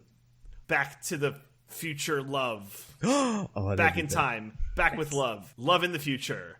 Past love back. Love in the time of cholera future. Yeah. Oh my god. But your past is your future. And it's Frida Pinto. Back. The love is in past. True love. Past true love. Oh my god. This movie looks dumb, by the way. We're getting pretty close. You got about 20 seconds left. God damn it. Time to go back to love. Love back in time. Time to love again. Love never dies. No time to die with love. Love is in the past. Love is now. Here we go, love. DJ. All right. Love me now. Love me forever. Fingers off buzzers. Here's the title. What? Needle in a time stack. Needle in a time stack. What? What the fuck? What the fuck? Yeah, that's what the movie is called. Now it's a book, so that's why it's called that. Wow. Needle in a time stack. Yep. That's the stupidest name I've ever heard. I'm sorry. You guys want to hear something crazy? It's out today. Wait, really? Oh my god. Yeah, it released today. Okay. Guys, we're doing Needle in a Time Stack next week. Maybe we will. No. It's rocking a solid 43 on Rotten Tomatoes. Yeah. I have a question.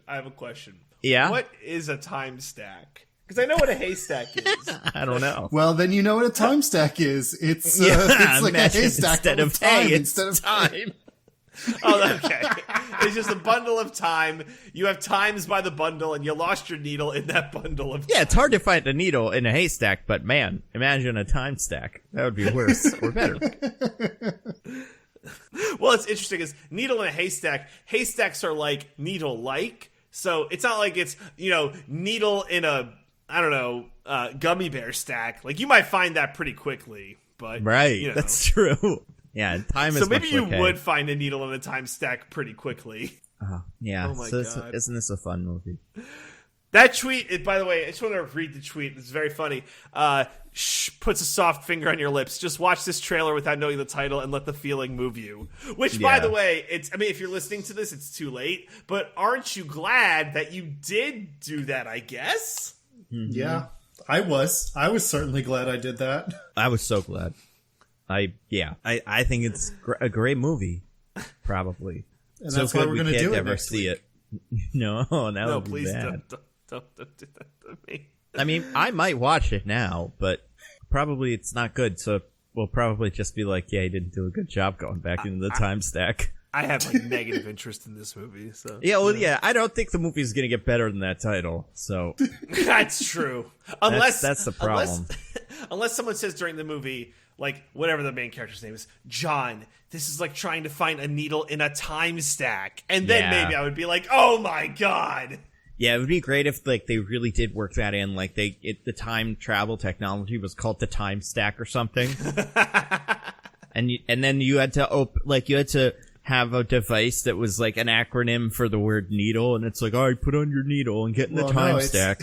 It's just that his time travel goes wrong because Orlando Bloom puts a needle in his time stack. Oh my God, what a villain he is! I thought he was a cool guy, but he is a villain. Also, wild to see Orlando Bloom in a movie where for the whole trailer I'm like, this is Luke Evans. It's got to be Luke Evans, but it doesn't look like Luke Evans.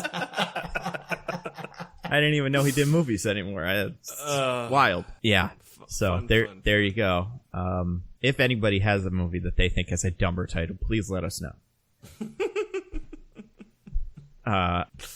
And until next week, I am at Nando V Movies on Twitter. I'm at Zippy by Day.